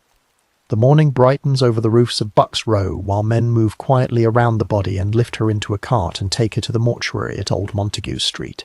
There, in the pale grey light of a mortuary shed, the full nature of what has been done to her is at last seen, and the news of it begins to move from mouth to mouth, out through the streets of the district and up the wires to Scotland Yard. By that afternoon, the small square office on the upper floor at the yard had received its telegram, and by that evening, the summons that our whole story has been waiting for was in the hand of Inspector Frederick Abberline. He was not, at the moment of that telegram, an obvious first choice. There were half a dozen inspectors at the yard who could have been sent, but Chief Inspector Swanson and Commissioner Warren, in a quiet conference in an upstairs room, went, in the end, to the plain, patient fact that Abberline had walked those streets for 14 years, and that no other man in the whole force knew them as he did. On the first day of September in 1888, Frederick Abberline was ordered to leave his desk at Scotland Yard and to take up residence, for the duration of the investigation, at the police station on Lemon Street, and to take command under the local superintendent of the day-to-day detective work of the case. Come with me now on the omnibus ride. He took that morning because there is something in it that catches at the heart. He rose earlier than usual in the plain house in Clapham, and he ate very little of the breakfast that Emma had laid for him. He put on his ordinary dark suit and his overcoat and his soft dark bowler, and he took, from the drawer of his desk in the front room, a fresh black notebook and a spare pen. He walked to the omnibus stop at the top of the road, and he rode across the river into the city, and he changed at Bank for an eastbound bus that would carry him along Cornhill and up Aldgate High Street and out into the wide grey line of Whitechapel Road. As the bus rocked eastward, past the Aldgate pump and the last of the merchants' houses, and the streets began to narrow around him, he opened the fresh notebook on his knee and wrote, at the top of the first page, in his small careful hand, the date and then the words that would sit at the head of the volume. Mary Ann Nichols, Bucks Row. Stay close as he stepped down at the corner of Leman Street, because the moment is one of the quietest hinges of the whole century. The blue lamp above the station door burned in the daylight, pale and thin. The desk sergeant looked up from the great charge book as the door swung open, saw who had come in, and rose to his feet. From an inner office, the local superintendent came forward with his hand out. Around them, in the long room, the constables of the day watch stood in a rough half-circle in their shirt-sleeves, some of whom had walked those beats with Abberline in his H Division years, and some of whom were new. He shook the superintendent's hand. He touched his hat to the men, and he asked, in the plain, steady voice they remembered, for the papers of the Bucks Row case to be brought to him at once. Take a slow breath here, and stay with him for the rest of that day, because it will show us the shape of the work that is now to fill his life for many months to come. He read the papers of the Nichols killing in a small back office at Leman Street, with a mug of tea cooling at his elbow, and he read them very carefully, and he asked quietly for the papers of the Tabram killing to be brought to him as well, and, after a moment, for those of the Emma Smith case. He set the 3 folders side by side on his desk, and he sat back in his chair, and he looked at them for a long time. Then he rose and put on his hat and his coat, and he walked, alone, out of the front door of Leman Street and up the pavement towards Whitechapel Road. Walk with him now, because the walk itself is a small quiet gospel of the man he is. He turned right along Whitechapel Road, past the shop fronts he had known for a quarter of a century, past the corner where the omnibus had once let him down as a young inspector, past the pawnbroker's window whose 3 brass balls swung a little in the afternoon breeze.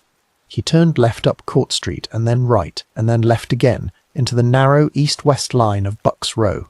There, on the pavement in front of the stable gate, he stood for a long while. He looked at the height of the wall behind him, at the width of the pavement in front of him, at the line of the gas lamp at the corner, and the distance from the last light to the place where Mary Ann Nichols had lain. He looked at the doorways of the small houses opposite, and he counted them from the corner. He took his notebook from his pocket, and he wrote, "Rest with me here, because the days that followed were among the busiest of his working life." He spent that first evening walking the doss houses of Flower and Dean and Thrall and Dorset, speaking with the deputies he had known for a decade, asking for the names and habits of every woman who had come in through the door in the last 3 nights. He sat, the next morning, in the small mortuary shed on Old Montague Street, with the divisional surgeon, going over the injuries in a low, careful voice, so that he might know in his own head exactly what kind of knife had been used and how. He met, on the second day, with Chief Inspector Swanson at Leman Street, and the 2 men divided the work of the case between them, so that Swanson at the yard would coordinate the whole inquiry and would handle the letters and the reports up to the Commissioner, while Abberline in the streets would run the men on the ground. Then, on the morning of the 8th of September, only 8 days after the death of Mary Ann Nichols, the second body was found in the backyard of a lodging house at number 29 Hanbury Street in Spitalfields.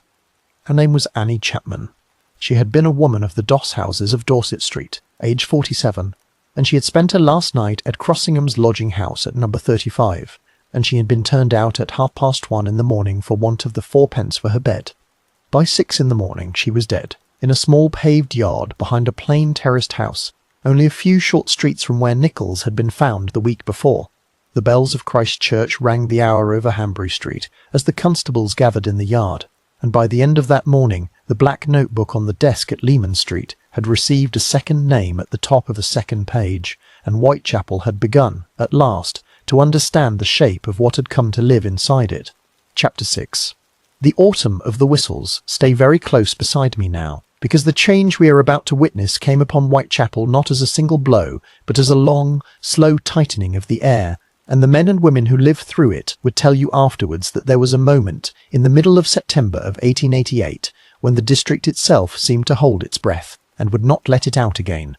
The morning after Annie Chapman was found in the yard on Hanbury Street, the crowd outside number 29 grew so thick that the Constables of H Division had to link arms across the pavement to hold it back, and the neighbours on the upper floors of the house next door let people up onto their landing at a penny a head for a look down into the small paved yard where she had lain.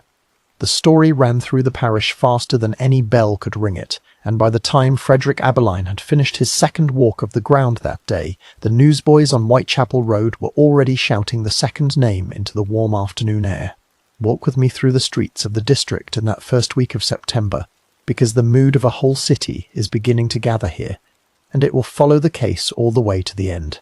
The evening papers printed in the great presses of Fleet Street came east on the earliest carts, and by 6 in the evening every corner from Aldgate to Mile End had its knot of readers gathered under a gas lamp, passing a single copy from hand to hand, while one man read aloud for those who could not read at all. The Star, a new evening paper of the radical sort, ran the story hardest and loudest in headlines set in the biggest type its presses would give it, and its writers walked the district themselves, with their notebooks out, asking every doss-house deputy and every taproom drinker for anything that could fill a column. The Old Times on its cooler grey pages kept a graver tone, but printed all the same details, and the Illustrated Police News, in its cheap weekly edition, put the whole affair into woodcuts on its front page, so that even those who could not read were shown, in stark black lines, what the fear now looked like, come very close to a small back office at Leman Street. Because it is here, in these first hard weeks, that the great labour of the case begins in earnest, and it is here that the black notebook of our story truly begins to swell. Inspector Abberline had, by the second week of September, been given the use of a plain wooden desk in a room on the ground floor of the station, with a coal fire in one corner, a shelf of ledgers behind him, and a doorway that opened straight onto the long charge counter of the front hall.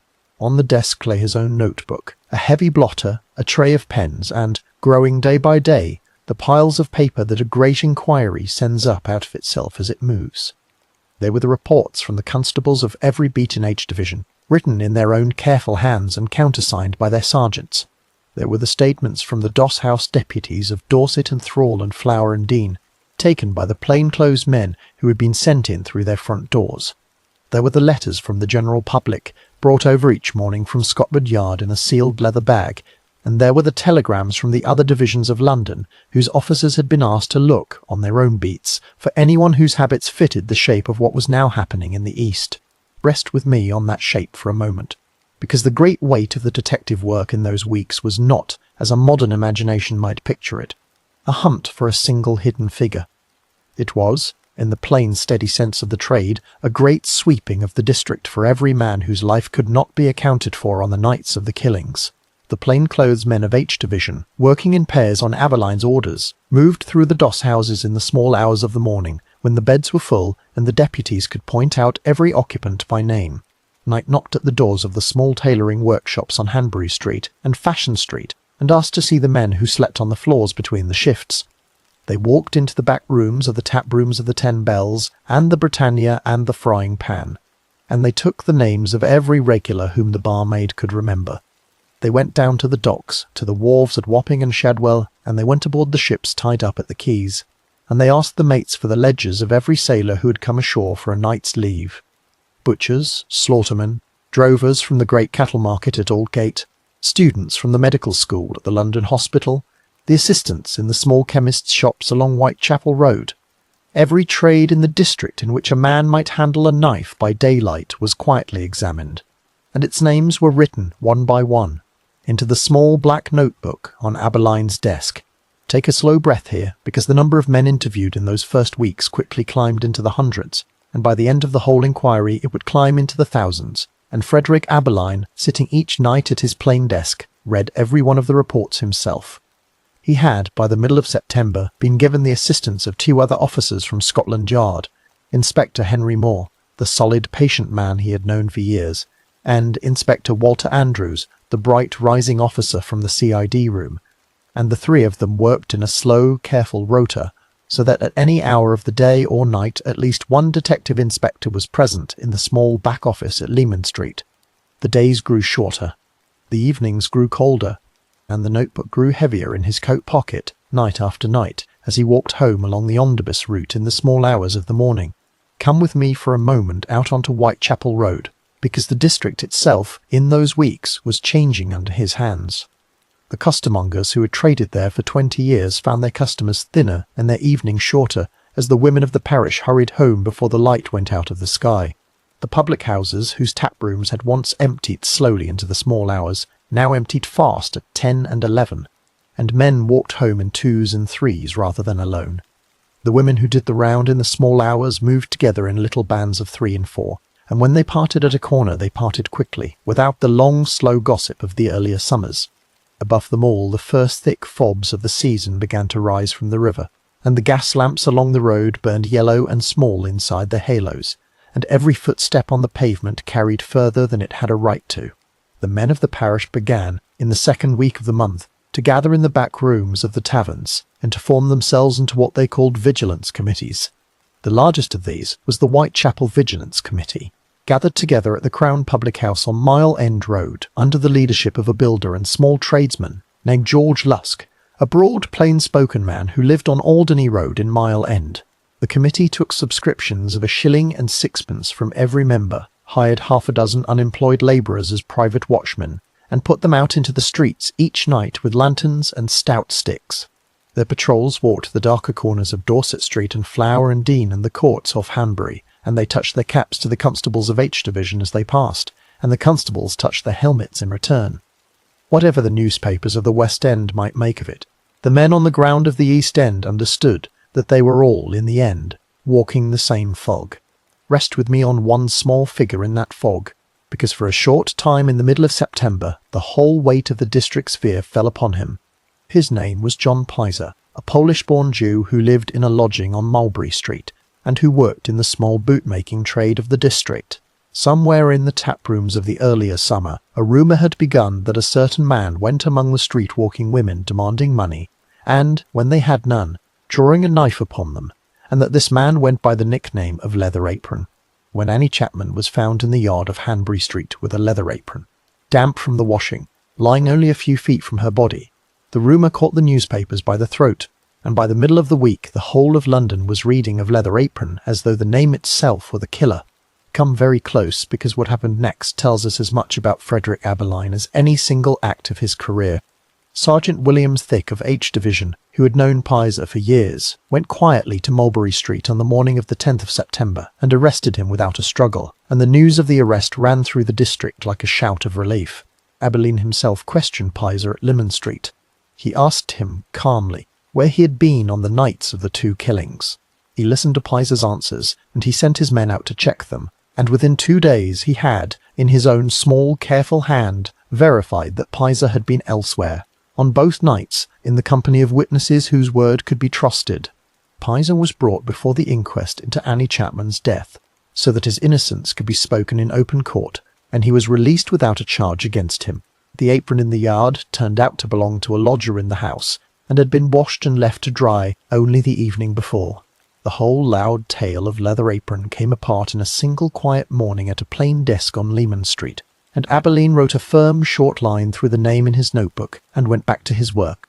Stay with me on that gesture for a moment, because it is one of the true marks of the man. He would draw very many lines through very many names in the coming weeks, and each line would be drawn only when the story he was told had been checked with the same slow patience with which he had once mended a clock. He did not, in the manner of some of the officers of his day, prefer a loud arrest to a quiet truth. He preferred the truth. When a woman came to Leman Street with a story of a suspicious lodger, Abberline sent a man to knock at the lodger's door and speak to his landlady. When a sailor was named by a barmaid as having behaved wildly in the taproom the night before, Abberline sent a message to the shipping office and asked for the man's papers. Each account was checked. Each account was written into the small black notebook, and each account, when it failed to fit, was crossed out with a single firm line.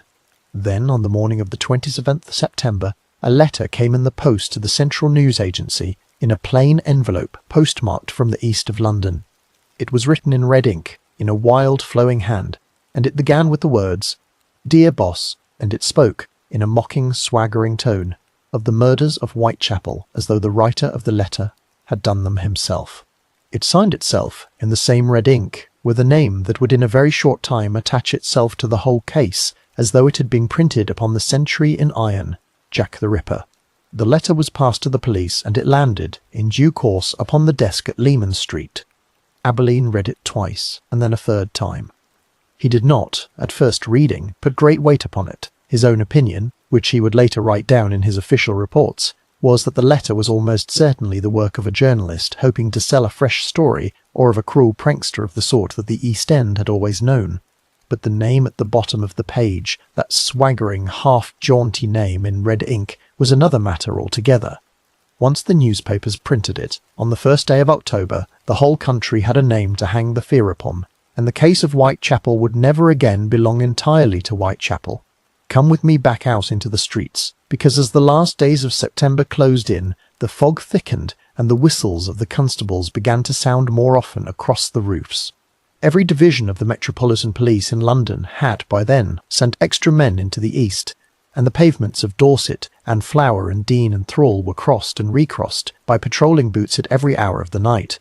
Undercover men in plain coats and soft caps sat in the back rooms of the taverns and watched the doors. A small handful of officers, on the special orders of Sir Charles Warren himself, walked the darkest alleys in the dresses of women, with their truncheons hidden beneath their shawls, in the hope that a wrong man might take them for what they were not. The Metropolitan Police in the East had never worked harder, nor thinner, nor with less sleep. And the pale round face of Inspector Abberline, moving between Leman Street and the streets and the mortuary shed and the streets and the mortuary shed and the sheets and the city room at the yard, grew a little more tired and a little more set with each passing morning. Rest with him now, on the last quiet evening before the great double blow of the case fell upon the district. It is the 29th of September, a Saturday, and he is sitting at his plain desk on Leman Street in the last of the afternoon light. The notebook lies open before him, at a fresh page. Down the corridor in the front hall the desk sergeant is booking in a drunk from an Aldgate taproom, and the sound of the man's slurred protest comes faintly through the door. Abberline lifts his pen, and he writes in his small upright hand the date at the top of the page. Then, for a long moment, he sits without writing anything more, and he looks at the small yellow glow of the gas mantle on the wall, and at the long shelf of ledgers behind his desk, and at the closed door beyond which the district he has known for a quarter of a century lies waiting. He does not know what the coming night will bring. He only knows that the fog is thickening again over the river, that his men are out on the pavements, and that the notebook, when he opens it in the morning, will need another fresh page. Chapter 7. The night of 2 bells come very close beside me now.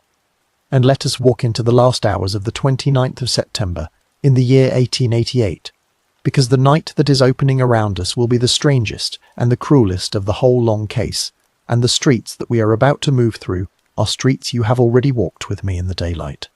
The evening had begun, in Whitechapel and Spitalfields, in the ordinary busy way of a Saturday. The costermongers had traded late along Whitechapel Road, and the small shops on Commercial Street had kept their gas mantles burning past the hour of 10, and the taprooms of the 10 Bells and the Britannia and the Frying Pan had filled with the working people of the parish at the end of the pay week, and the air of the pavements had carried, as it always did on a Saturday, the mixed thick smell of gin and beer and fried fish and horse. Then, as the hour grew later, and the shops shuttered themselves one by one, and the last of the omnibuses rocked back westward down the wide grey line of the road, the fog began, slowly and quietly, to rise from the river and to fill up the smaller streets like a rising tide. By midnight, the district had drawn itself in for the night in the way it always did. The gas lamps burned yellow and small inside their halos, and the pavement between them lay in a soft grey, dark. The women who did the round moved in twos and threes down the darker ways of Dorset and Flower and Dean, or leaned in doorways with their shawls pulled close, or walked, alone and cold, along Commercial Street where the light was still good. The constables of the extra patrols crossed and recrossed the district in their long, slow rotors, and the private watchmen of the Whitechapel Vigilance Committee walked their own quieter circles with their lanterns and their sticks. Above the roofs, unseen in the fog, the bells of Christchurch Spitalfields counted out the hours in their patient deep voice, one after another, up towards the small hours of the Sunday morning. Walk with me now to a narrow side street off Commercial Road, a little way south of the great line of Whitechapel, in a parish called St. George in the east. Its name is Dorset Street, and it is a poor street of 2-storey brick houses and small backyards, with a working men's club at number 40 called the International Working Men's Educational Club, whose upper windows still burn bright with lamplight, and whose voices rise in Yiddish and Russian and English into the fog above the roofs. Beside the club, a pair of tall wooden gates opens onto a small dark passage called Dutfield's Yard, where a broken cart lies against one wall and a heap of sacking against the other, and where the only light is the thin yellow spill from the club's kitchen window at the far end. Stay with me at the mouth of that yard at about 1:45 in the morning of the 30th of September, because a small square pony trap is turning in from the street. Its driver is Louis Diemschutz, the steward of the club, a Russian-born Jew of about 30, coming home from his day's work as a seller of cheap jewellery at market. His pony, in the mouth of the passage, suddenly shies to the left and will not go on. Diemschutz peers down into the dark and touches the shape on the ground with the butt of his whip, and by the light of a match struck against his boot he sees what he has found. He turns his pony out into the street, and he runs into the club shouting for help, and within minutes the members of the club are pouring out into the yard with candles and lanterns, and one of them is running for a constable. The constable who comes is Police Constable Henry Lamb of H Division, and by the light of his bull's-eye lantern he sees Elizabeth Stride, a woman of 44, a Swedish-born widow who had lived for most of the last 10 years in the doss houses of Flower and Dean, lying against the wall of the yard with the dark shine of blood at her throat. Lamb blows his whistle for help, and within a very short time the yard fills with more constables, and with the divisional surgeon Dr. Frederick Blackwell, who has come running from his house nearby, and with the local inspector, and with a message sent racing up the road to the station at Lemon Street, where Inspector Abberline is already stirring in the little back office over a cup of tea. Come very close, because in this same short slice of the same night, a mile away to the west, another movement is beginning. At 12:30, in the police station at Bishopsgate, only a few streets inside the City of London and its own quite separate force, the desk sergeant is releasing from the cells a woman named Catherine Eddowes. She had been picked up earlier in the evening, drunk and singing, at the corner of Aldgate High Street, and had been brought in to sleep off the gin. She is now, at 12:30, quite sober, and she is signed out under the false name she gave the police at booking. She tells the constable at the door that she is going home to Flower and Dean Street, and she says good night, and she steps out into the fog. The gate of the station closes behind her. She turns to her right, along Houndsditch, and then to her right again, into a narrow passage called Church Passage, and into the small square beyond it. The small square is called Mitre Square. It lies just inside the boundary of the City of London, only a very short walk from the corner of Aldgate, and its 4 sides are made up of the blank rear walls of 3 warehouses and 1 small terraced house, and its centre is an open paved space no more than 30 feet across. A single gas lamp burns at its northwest corner, and the light of it barely reaches the walls opposite. It is patrolled by the constables of the City of London Police, whose beats cross it every 15 minutes or so, and one of these constables, Police Constable Edward Watkins, walks through it at about 1:30 and finds it, so far as his lantern can see, quite empty. Rest with me on the strangeness of that word, empty, because it will not be true for very long. At about 1:45 in the morning, Watkins walks back into Mitre Square on the next round of his beat, and his lantern falls upon a shape in the darkest corner of the paved space, against the wooden fence of a warehouse yard. He crosses the square in a few long strides, and by the yellow light he sees Catherine Eddowes lying on her back, her clothes disarranged, her injuries very great. He runs to the door of the night watchman of a nearby warehouse, an old retired policeman named George Morris, and Morris runs out with his own lantern, and blows his own whistle, and within minutes the small square is filled with running men and swinging lights. Take a breath here, because the calendar of that 1 hour is now written in police report and coroner's book and mortuary ledger.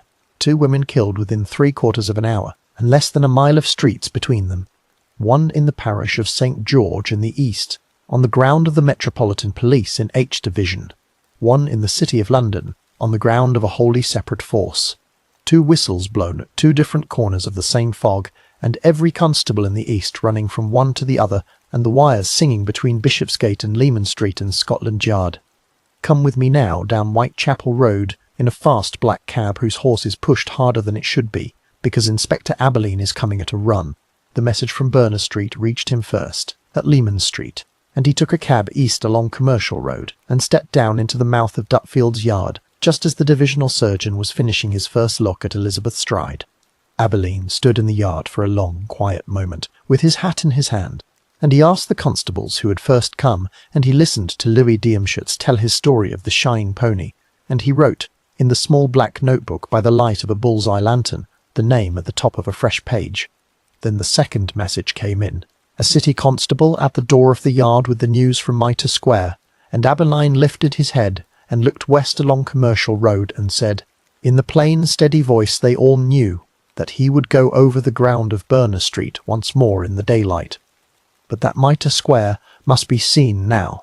He climbed back into his cab, and the horse was turned in the narrow street, and by 20 minutes past 2 in the morning he was standing at the corner of the small paved square with the yellow gas lamp burning above his head, and Catherine Eddowes lay on the stones a few paces away. Rest with me on that moment, because it is one of the strangest in the whole history of the case. Abberline was, in the plain fact of the 2 divisions, out of his own ground. Mitre Square lay inside the City of London, and its case belonged to the City Police, whose senior detective, Inspector James McWilliam, was already on his way to the square from his own station. The 2 men had known each other for years, and when McWilliam arrived they stood together in the corner of the square, in the yellow light of the gas lamp, and they agreed, in a few short, quiet sentences, to share every scrap of what either force might find, and to send their reports to one another every morning. It was, in the plain history of the 2 forces, an unusually generous arrangement, and it held to the end of the case. Come very close, because what happened next is one of the strangest single acts in the whole story of the Metropolitan Police. At about 2:45 in the morning, a Metropolitan constable named Alfred Long, walking his beat on a small street called Dorset Street, a little to the north of Mitre Square and inside H Division, found in the doorway of a tenement building called Wentworth Model Dwellings a piece of dark blue cloth. He turned it over by the light of his lantern and saw that it was a piece cut from a woman's white apron, and that it was wet with blood. Directly above the doorway, chalked upon the black tiled wall of the entry, were the words, "In a rough, uneven hand. The Jewess are the men that will not be blamed for nothing." The constable blew his whistle for his sergeant, and the news of the piece of apron and the chalked line ran, within an hour, up through the wires to Leman Street and to Scotland Yard. Take a slow breath here, because within a short time the piece of cloth was matched, exactly, to the apron Catherine Eddowes had been wearing when she was released from Bishopsgate Station, and the chalked line above it became, for a few short hours, the most argued-over sentence in the whole of London. Sir Charles Warren himself, the Commissioner of the Metropolitan Police, was roused from his bed and came out to Dorset Street in his cab in the last dark hour before dawn. There, standing on the pavement with a lantern held up beside him, he read the chalked words in the yellow light, and he thought of the great Jewish population that lived and worked and slept all around him in those tenements, and he thought of what a mob might do in the streets of Whitechapel on the day the newspapers printed those words, and he gave the order, in his own voice, that the writing be washed from the wall before the sun rose. Come with me now to a small angry knot of men at that pavement, because Abberline and the officers of H Division and the officers of the city police stood there and argued in low, urgent voices that the writing should first be photographed, or at the very least covered until a photographer could be brought. Warren would not have it. He was the commissioner, and he had, in his own soldier's judgment, weighed the risk of a riot against the value of a scrap of chalk, and he had made his choice. A constable was sent for water and a sponge, and by the first pale grey of the morning the words were gone from the wall of Wentworth model dwellings, and only the small careful transcriptions in the pocket-books of Inspector Abberline and one or two other officers preserved them at all. Rest with him on that grey pavement in the last minutes before dawn. He has stood at 3 separate ground scenes in the same night, Berner Street, Mitre Square and Gorstone Street, and he has written into the small black notebook 2 new names and a description of a piece of cloth, and, in his own careful hand, the words that were washed from the wall. He is very tired. The fog has thinned a little now, and the sky above the roofs of Gorstone Street is beginning to go from black to that pale iron colour that comes before a London dawn. Somewhere to the east, a milk cart is starting on its round, and its bell rings small and clear in the cold air. Abberline touches his hat to the men around him, and he turns and he begins the long walk back down Whitechapel Road to the station at Leman Street, with the notebook heavy in his pocket and the wires of half a city humming behind him. Chapter 8. The room behind the locked door. Stay very close beside me, because the weeks that followed the night of the 2 killings were, in their strange way, the calmest of the whole autumn, and the mood of the district in those weeks is worth sitting inside for a little while, since it will make the sudden blow of the 9th of November all the harder to bear. October came in with cold rain and the first true chill of the winter, and the great tide of newspaper attention that had risen after the double event rolled slowly westward again, as the pages of the London press filled up with other affairs, with a great scandal in the government, with news from the wars in the east, with the winter sittings of the Old Bailey. The vigilance patrols kept walking. The extra metropolitan constables kept crossing and recrossing the district. The plainclothes men of Abberline's small team kept knocking at doors and taking statements. But no new body was found for 5 long weeks, and by the end of October a small, careful, unspoken hope had begun to grow in the back rooms of Leman Street, that whoever had haunted these streets in September might, for whatever unknown reason, have haunted them for the last time. Walk with me for a moment through those 5 weeks, because they were among the hardest working weeks of Frederick Abberline's whole career. He interviewed, in that time, more suspects than he had ever interviewed in any month of his 14 years in H Division. He read every letter of the great flood that came into the yard from the public, and marked each one with his small pencil for follow-up or for the file. He met twice a week with Chief Inspector Swanson at Scotland Yard, and they went over the state of the inquiry together, and Swanson, in his careful Highland voice, took the reports up to the Commissioner and to the Home Office. Abberline sat in the little back office at Leman Street until midnight and past midnight, and Emma, in the plain house in Clapham, learned to leave a plate for him upon the range and to go to bed without waiting. Rest with me on a single small letter, because in the middle of October a package came through the post to Mr. George Lusk, the builder who led the Whitechapel Vigilance Committee, at his home on Alderney Road in Mile End. Inside the package was a small piece of what appeared to be a human kidney, and a short letter in a rough hand that began, "From hell," and made a cruel taunt of the enclosed thing. Lusk took the package to his committee, and the committee took it, first to a doctor in the neighbourhood, and then, on the doctor's advice, to the police at Leman Street. Abberline read the letter, and he examined the small dark thing on its bed of tissue, and he sent it up to the London hospital for the opinion of the pathologists. The pathologists spoke with careful words, as pathologists will, and no one could say for certain that the kidney had come from Catherine Eddowes, and no one could say for certain that it had not, and the letter, like the dear boss letter before it, went into a file at the back of the desk. Abberline made his own note of it in the small black book, and he moved on. Come with me now to the 8th of November, a Thursday, in Whitechapel and Spitalfields, because the last full day of the ordinary life of Mary Jane Kelly is a day we can trace almost hour by hour in the record. She was a young woman, 25 years of age, of Irish descent, tall and fair, with long copper-coloured hair and a soft country voice. She had come, in her earlier years, out of the west of Ireland by way of Wales. and had lived in London for perhaps 4 years, and had spent the last 2 of them with a man named Joseph Barnett, a fish porter at Billingsgate Market, in a small ground-floor room in a court off Dorset Street. The court was called Miller's Court. It was reached by a narrow arched passage between 2 houses on Dorset Street, at number 26, and inside the archway a small paved yard opened, no more than 7 or 8 feet wide, with a standpipe at one end and a row of low doors along one side. The first of these doors, on the right as you came in, was numbered 13. Behind it lay a single small room about 12 feet square, with a broken window, a small fireplace, a plain bedstead, a wooden table, and a chair. The room was rented from the landlord, a shopkeeper named John McCarthy, for 4 shillings and 6pence a week. Kelly and Barnett owed him 29 shillings in arrears. Barnett had, in fact, moved out of the room 10 days before, after a quarrel about the other women Kelly had lately allowed to sleep there when they had no bed of their own.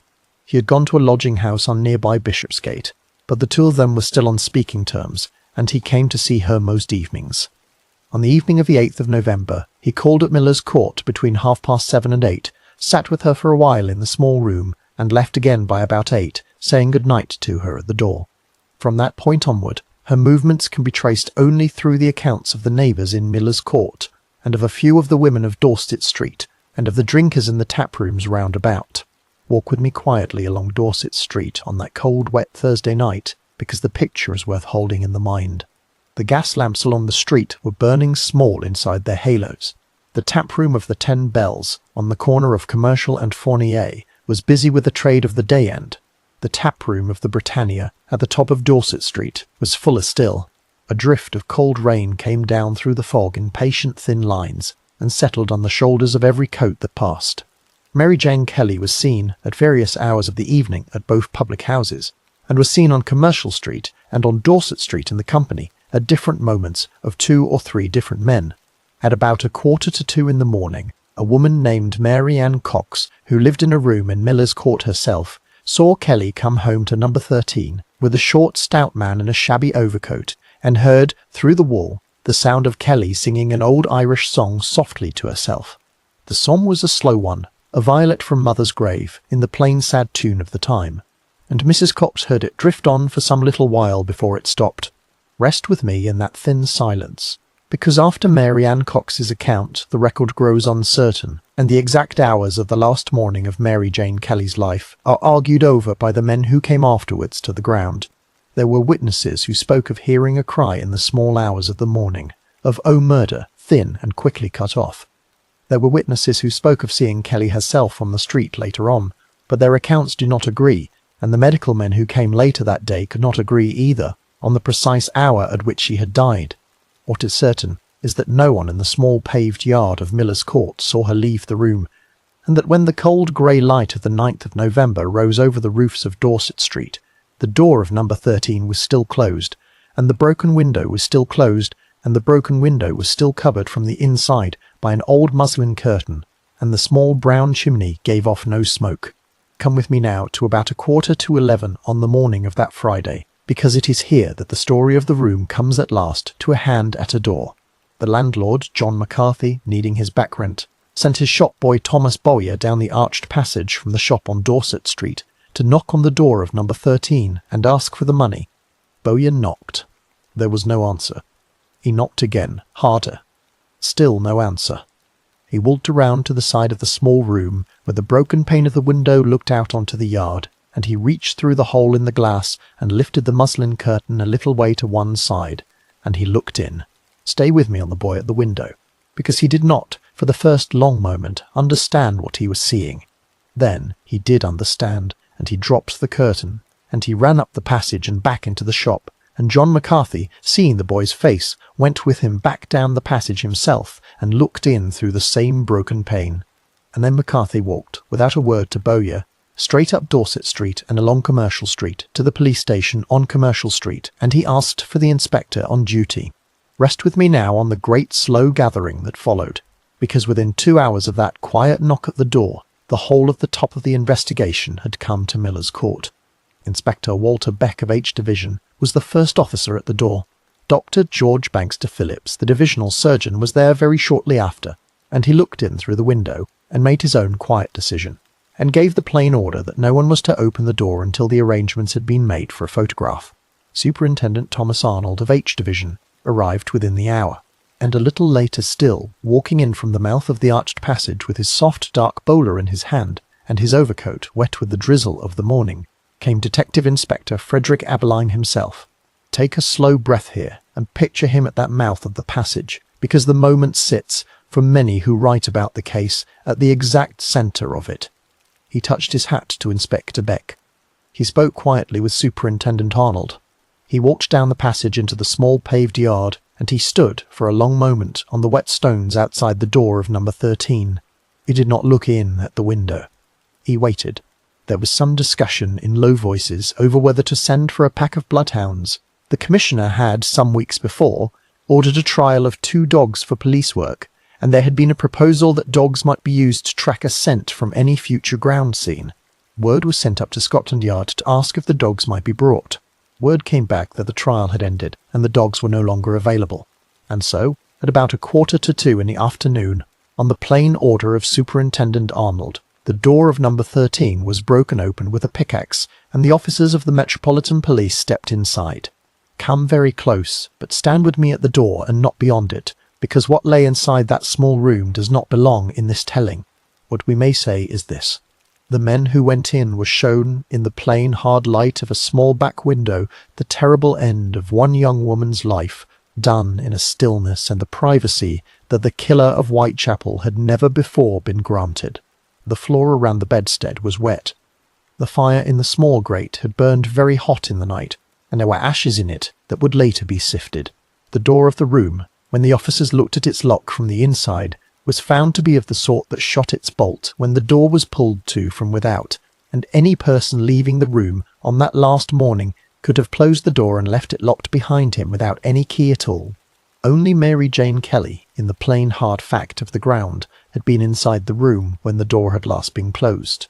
Rest with him now, on the wet stones of that small paved yard, when the officers had come back out into the daylight and were speaking, in low voices, of what needed to be done.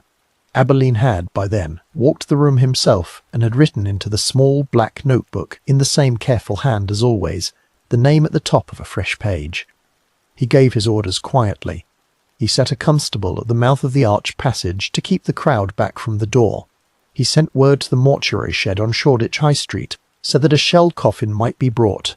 He asked, in his plain voice, for the photographer to be sent for, so that a picture might be made of the room and of the body, before either was moved. He asked for the ashes of the grate to be gathered up into a paper bag and taken to the station. And then he stood for a moment longer in the small yard of Miller's Court, with the drizzle falling on his hat and the notebook heavy in his pocket, while behind him, in the small room with the broken window, a plain-clothes officer bent low over a plain wooden table and began, very carefully, to write down every object that lay upon it, one by one, into a book of his own. Chapter 9. The Book of Suspects. Stay very close beside me now, because the days after the 9th of November passed over Whitechapel in a strange heavy hush, as though the whole district had been asked to hold a single long breath and did not yet know when it might be allowed to let it out again. The great crowds that had gathered at the mouth of Miller's Court on the afternoon of the finding were still there, in smaller and quieter numbers, on the morning of the 10th, and on the morning of the 11th, and on every morning of that long grey week. The newspaper sellers on the corner of Commercial and Fournier stood with their fresh pink pages, and every edition of every paper carried a fresh line about the case, and the taprooms of the 10 Bells and the Britannia filled each evening with the low, careful talk of men who had spent the day trying not to talk of it at all. The bells of Christchurch Spitalfields rang out the hours, patient and deep, above the roofs. And in the small back office at Leman Street, at his plain wooden desk with the coal fire in the corner and the shelf of ledgers behind him, Inspector Frederick Abberline sat and read and read again. Come very close to that desk with me, because it is here that the Book of Suspects begins in earnest, and it is here that the great labour of the winter of 1888 will spend itself. The black notebook of the day lay open before him, and beside it, in a slow and growing tower, lay the folders of every man whose life had touched the case in one way or another over the last long autumn. There was the folder for John Pizer, the Polish bootmaker who had once been called Leather Apron, with the sergeant's arrest report and Abberline's own careful pencil note that a firm line had already been drawn through the name. There was the folder for Charles Ludwig, a German hairdresser who had been arrested for threatening a woman with a knife on the night of the double event, and whose alibi had been checked and had held. There was the folder for a Portuguese sailor named Manuel Cruz Xavier, whose ship had been in the London docks that autumn, and whose captain had spoken of a strange sudden temper in him. There was the folder for a shoemaker named Charles Legrand, and one for a man called Nikolai Vasily, and one for a man called Kaminsky, and one for a butcher's boy on Aldgate High Street, whose knife work had been remarked upon by a nervous barmaid. There were by the end of that November more than 100 such folders on the shelf behind Abberline's desk, and beside each folder, in the small black notebook, there was a name and a date, and a line, or the absence of a line, in his own careful upright hand. Rest with me on the shape of that work, because it was not, as some later writers would picture it, a grand hunt for a single hidden mind. It was the plain, patient sweeping of a district in ever-widening circles, by a man whose one great gift was that he could hold the whole of the district inside his own head at once. Every morning, Abberline read the reports of the night watch. Every arrest at every station in H Division, every strange occurrence in the streets, every note from a landlord about a lodger who had left in a hurry, every letter from a member of the public with a story to tell. Every afternoon he questioned in his small office whichever man the plainclothes officers had brought in that day. Every evening he walked, most often alone, into the streets he had known for a quarter of a century, and he spoke, in the plain, steady voice they all remembered, to the deputies of the doss houses and the barmaids of the taprooms and the women he passed on the pavements. And every night, in the small hours of the morning, he came back to the little back office and wrote, into the notebook, what the day had given him and what it had taken away.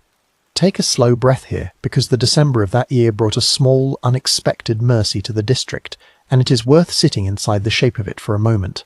No new killing came. The extra-metropolitan constables kept walking their long, slow rotors through the streets of Whitechapel and Spitalfields. The private watchmen of the Whitechapel Vigilance Committee kept their lanterns burning at the mouths of the darker courts. The women who did the round moved in twos and threes down Dorset and Flower and Dean and Thrall, and the taprooms of the 10 Bells and the Britannia emptied fast at 10 and 11, and no new whistle was blown, and no new lantern flared in a stable gateway or a small paved yard. A cautious, careful hope began, once more, to grow among the men at Leman Street, that whatever cold and terrible thing had walked these streets in September and again in November might, for whatever reason no one could name, have gone from them at last. Walk with me for a moment through Whitechapel Road in the last days of that year, because the mood of a district in slow recovery is worth holding in the mind. The great markets went on with their trade, and the costermongers packed up their barrows a little later in the evening than they had in October, and the shops on Commercial Street lit their gas mantles into a longer stretch of the night. A soft, thin snow came down on the roofs on the day before Christmas, and the boys of the parish gathered coals for the poor at the doors of the taverns, and the Salvation Army marched down the road on Christmas morning with its brass and its hot pans of soup.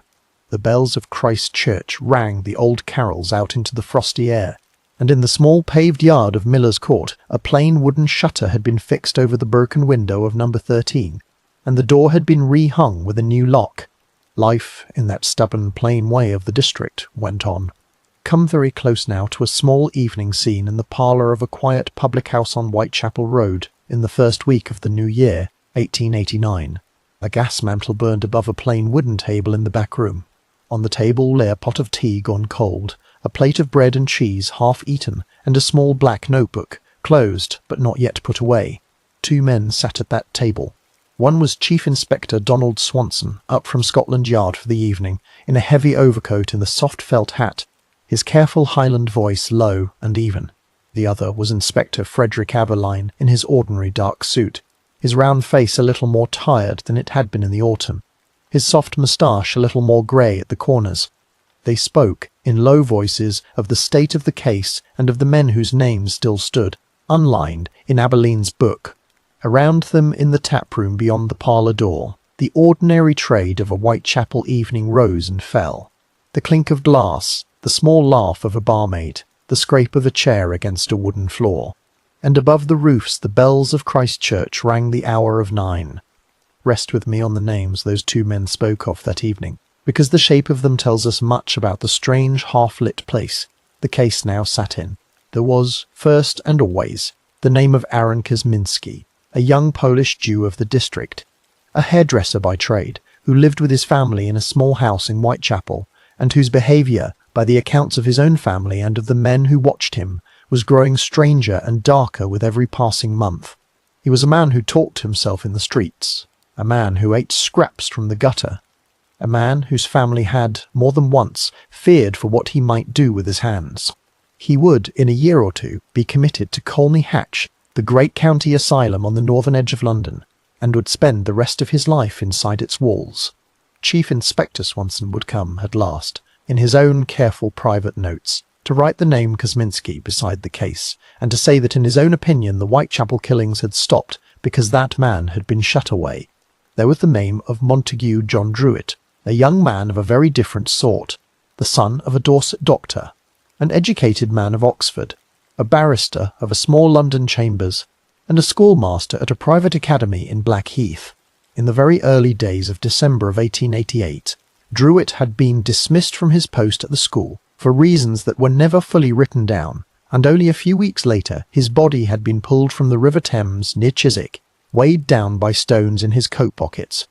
The old Sir Melville Macnaghten of Scotland Yard, who had come into the CID only some months after the killings had ceased, would later write down his own private list of 3 men whom he thought the most likely, and Druitt's name would stand at the head of that list. Abberline himself never much cared for the theory. He would say in later interviews that the police had no evidence at all against Druitt beyond the coincidence of his death and the ending of the killings, and that a coincidence was not, in the language of a detective, a case. There was the name of Michael Ostrog, a Russian-born confidence man and thief with a long record in the courts of England, who had been in and out of the asylums and the prisons of the country for many years, and whose whereabouts on the nights of the killings could not always be pinned down. Ostrog was on Macnaght's private list too, and he was much discussed in the offices at the Yard for a season. In the end, and only many years afterwards, the record of a Paris prison would show that he had, in fact, been in a French jail on at least one of the crucial nights, and his name would slip, quietly, out of the front line of suspicion. Come now to the name that would follow Abberline himself for the rest of his life. Because in the year 1892, some 4 years after the ending of the killings, a strange case broke in the courts that turned his mind, hard, back towards the winter of 1888. In that spring of 1892, a barber's assistant named Severin Kosowski, a Polish-born man who had come to England in the middle years of the 1880s and had set up his shop in the very heart of Whitechapel on the George Yard side of Commercial Street, was arrested for the poisoning of the last of a series of women who had lived with him as his common-law wives. He had, by then, taken the English name George Chapman, and it was under that name that he was tried at the Central Criminal Court in the March of that same year, and it was under that name that he was hanged at Wandsworth Prison in the April of 1903. Rest with me on what Abberline saw in that case, because he saw a great deal. Kosowski had trained as a junior surgeon in a hospital in Warsaw before coming to England, and had learned, in that training, the plain hard use of a knife upon the human body. He had lived and worked in the autumn of 1888, in the George Yard buildings on the very street of the killing of Martha Tabram, and he had walked, in the ordinary course of his work, along the pavements of Whitechapel Road every day of that year. He had left England for a time, in the years after the killings ended, and had gone to America, where a series of similar unsolved killings had been noted in the newspapers of New York and New Jersey. He had returned to England later, and had begun the slow poisoning of the women who lived with him, giving them small careful doses of antimony in their tea and their food, and watching them over months, in the plain hard way of a man who had already learned, somewhere, to watch such things. Come very close, because after the trial of 1903, when Abberline was already retired from the force and living in his quiet years, a journalist from the Pall Mall Gazette called at his home and asked him what he made of the case of George Chapman. Abberline, in the plain, steady voice he had always kept, told the journalist that he had, from the moment of Kosowski's arrest, come to believe that this man was the very man who had walked the streets of Whitechapel in the autumn of 1888. He set out, quietly and carefully, his reasons, the medical training, the geography, the disappearance to America, the plain fact that the killings in Whitechapel had ceased at the very time Kosowski had first vanished from the district. He did not put it as a shout or a boast. He put it as the slow, careful conclusion of a man who had walked the streets of that autumn night after night after night, and had held every doorway and every doss house of them in his head. Rest with me on that conclusion, because it was, so far as we can tell from the record he left, the private conclusion he would carry with him to the end of his days. Other men at the yard held other views. Swanson, in his private notes on his own copy of a book about the case, wrote down the name of Kaziminski and set his own quiet weight against it. McNathan, in his memorandum, kept his three names, Druitt, Kosminski, Ostrug, and gave his slight preference to Druitt. Abberline set them aside one by one and stood by Klosowski, on the grounds that a detective of 30 years does not walk away from what his own 2 feet have told him about a district he has known for a quarter of a century. Come with me, for one last quiet moment in this chapter, to the small back office at Limon Street on an evening in the early months of 1889. The gas mantle burned soft and yellow above the desk. On the shelf behind the desk stood the long line of folders, the folder for Pizer, with the firm line through the name, the folder for Lutrig, with the alibi checked and held, the folder for Kosminski, still open, with the small pencil notes of the watchers set upon him, the folder that would in a few years come to bear the name of Kloskowski. On the desk, closed but not yet put away, lay the small black notebook of that particular week. In it, in Abberline's own careful hand, ran page after page of names and dates and streets, the great living map of the district, held together by the patient work of a country boy from Blandford Forum, who had, 30 years before, sat at a bench above a Dorset Street and learned how to look, very closely, at small things. Chapter 10. The Ledger. Closed stay very close beside me now, because the door of that small back office at Limon Street would not close upon Frederick Abberline for many more years yet, and the shape of the life he still had to live is a quiet and careful thing that is easy to overlook against the great weight of the autumn we have just walked through. The winter of 1889 gave way to the spring, and the spring to the summer, and no new killing came to Whitechapel.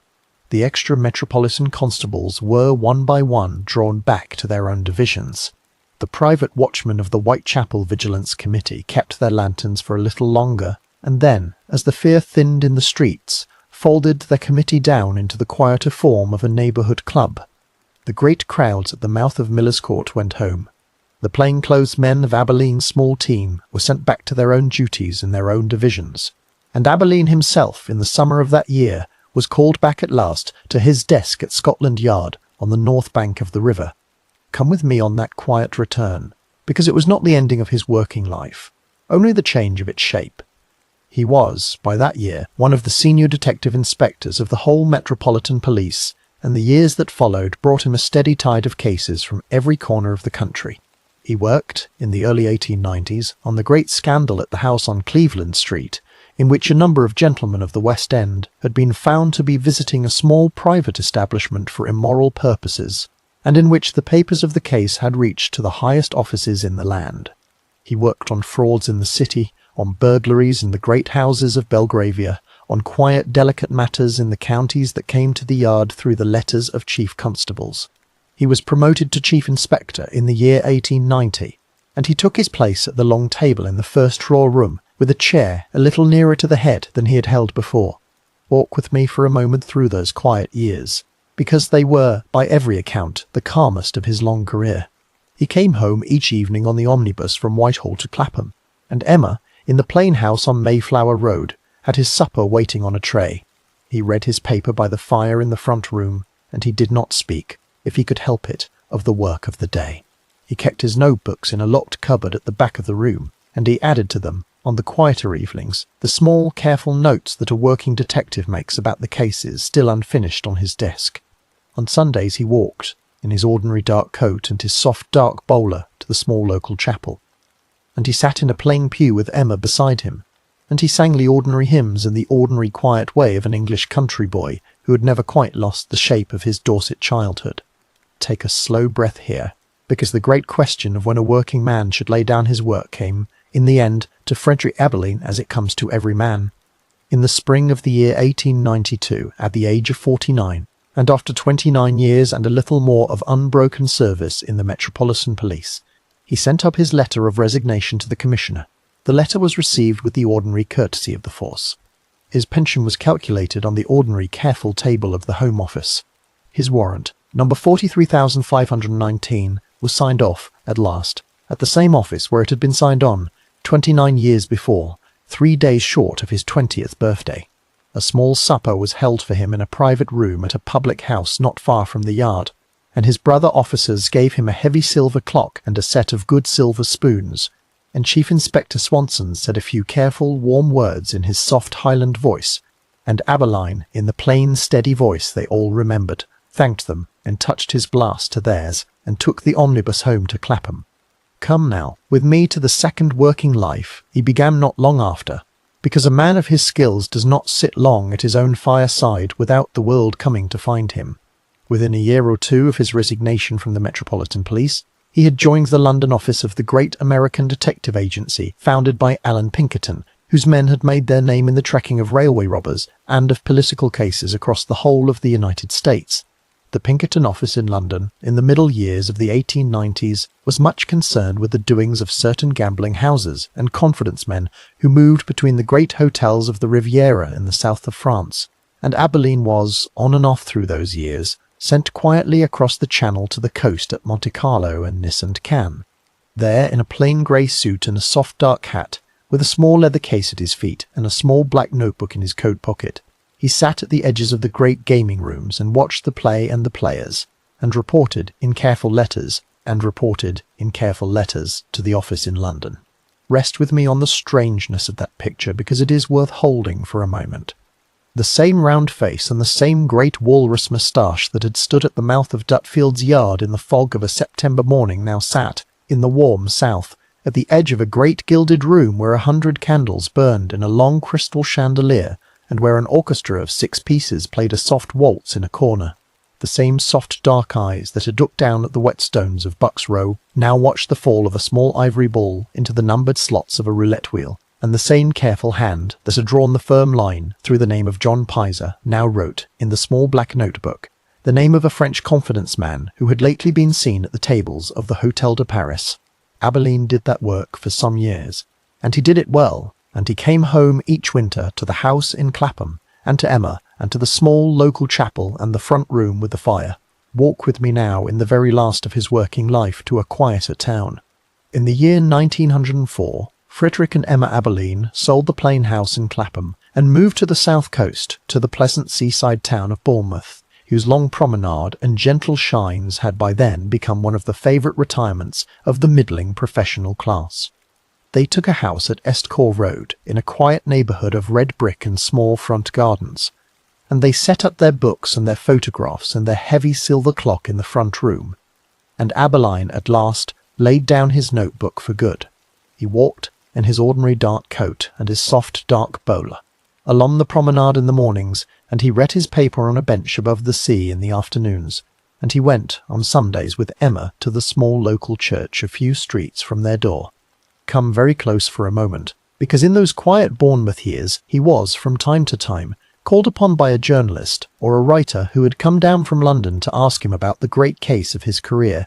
He was courteous, in the plain way of a country-born gentleman of his age. He gave his answers carefully. He never, in any interview that has come down to us, boasted of what he had done. He named the name of Trosowski when he was asked, and he set out his reasons for it in the same plain, steady voice he had always kept. He did not write the great memoir that his publishers in those years would gladly have paid him for. He did not, so far as we can tell, ever open the door of his front room to a photographer from a magazine. He kept his notebooks in the locked cupboard, and he read his paper, and he walked, in the mornings, along the promenade above the sea. Rest with him for one last long moment on that promenade, because it is the picture we may keep of him in his final years. The wind came off the English Channel in a soft, steady breath, and the gulls turned high in the pale sky, and the small pier stretched out into the grey water with its bandstand at the end. He walked in the ordinary steady rhythm of a man who had walked, in his life, more streets than he could count. He touched his hat to the ladies he passed, and they nodded back. He sat on his bench above the sea in the afternoons, and he thought whatever thoughts a man of his age and his memory thinks, and he did not, so far as anyone ever saw, weep or grow angry or grow strange. He simply, in the plain, patient way of a country boy from Blandford Forum, kept walking. Frederick George Abberline died at his home in Estcourt Road, Bournemouth, on the 10th day of December 1929, at the age of 86. Emma survived him by only a short time. They were buried side by side in Winbourne Road Cemetery in Bournemouth, in a plain, unmarked grave, and it was only many years later, in the last quarter of the following century, that a small stone was at last raised over the place by admirers of his long career. Come with me now to the streets themselves as they stand today, in the quiet factual stillness of a modern morning, because a place is the last honest witness a story can call. The great grey line of Whitechapel Road runs still along the same ground it ran in 1888, and the Aldgate Pump still stands at the old boundary where the city ends and the East End begins. The white spire of Christ Church, Spitalfields, still rises above the roofs at the corner of Commercial and Fournier, and its bells still count out the hours over the parish. The 10 Bells still stands on its corner, its windows lit in the evening in the plain, quiet way of an ordinary London pub. Dorset Street, the worst street in London, is gone. Its narrow line was swallowed by the great markets and by later building, and even its name has been struck from the map of the district. Miller's Court, the small paved yard behind number 26, was pulled down long ago, and the ground where it stood lies now beneath a plain, modern car park. Bucks Row is called Durward Street today, and the little stable gateway that stood in front of the pavement where Mary Ann Nichols was found has been swept away, and a modern school stands upon that ground. Hanbury Street, at number 29, has lost its narrow backyard to a later brewery building, and only a plain wall now stands where the small paved yard lay. Berners Street is called Ombriggs Street. The site of the International Working Men's Educational Club is a small school playground, and Dutfield's Yard is a gap in a modern wall. Mitre Square still lies inside the old boundary of the City of London, a small paved space among tall office buildings, and a plain plaque now marks the corner. Gulston Street still runs its old line, and Wentworth Model Dwellings, where the piece of apron was found and the words were washed from the wall, still stand. The small stone at Winbourne Road, when it was at last set up, carries the plain words Detective Inspector Frederick George Abberline and the dates, and nothing more. The stone is not large, the letters are not deep, but it stands at the end of a long path between the yews of the cemetery, and it is, in its own quiet way, the closing entry of the ledger he kept. Rest with me now for the last time, because before we let this story go, we must speak the names of the women whose lives were taken in the autumn of that year. Mary Ann Nichols, called Polly, 43 years of age, once married and once a mother of 5, who slept on the last night of her life at a doss house on Thrall Street, and he was found in the grey first light of a Friday morning on the pavement of Bucks Row. Annie Chapman, called Dark Annie, 47 years of age, a widow of the doss houses of Dorset Street, who spent her last night at Crossingham's lodging house, and who was found in the small backyard of number 29 Hanbury Street. Elizabeth Stride, called Long Liz, 44 years of age, a Swedish-born widow of the doss houses of Flower and Dean, who was found in the mouth of Dutfield's Yard by the light of a bull's-eye lantern in the small hours of the 30th of September. Catherine Eddowes, called Kate, 46 years of age, who was let out of the police station at Bishopsgate at 12:30 in the morning of that same day, and who was found in the darkest corner of Mitre Square only 45 minutes later. Mary Jane Kelly, called Marie Jeanette, 25 years of age, a young woman of Irish descent with long copper-coloured hair and a soft country voice, who lived in the small ground-floor room at number 13 Miller's Court, and who sang a slow Irish song softly to herself in the last hours of her life through the thin wall of the small paved yard. They were poor women on the very edge of the parish poor line. They were widows, and daughters, and mothers, and friends. They had names, and they had voices, and they had songs. Before the fog took them, they had lived. And the small black notebook and tree boy from Dorset lies, still, in the archives of the Metropolitan Police, on a shelf in a quiet room, with its pages of names and dates and streets written out in a small, careful, upright hand, and the district it once mapped keeps walking, in the ordinary patient way of a district, above the ground that holds them. That is the end of the story of Frederick Abberline, and of the autumn he could not lay down. Thank you for staying with me here in the dark, and for letting these old streets and these old names and this one plain, patient man be spoken again in the small hours of your own quiet night. Sleep gently wherever you are listening from, and let the fog at last lift.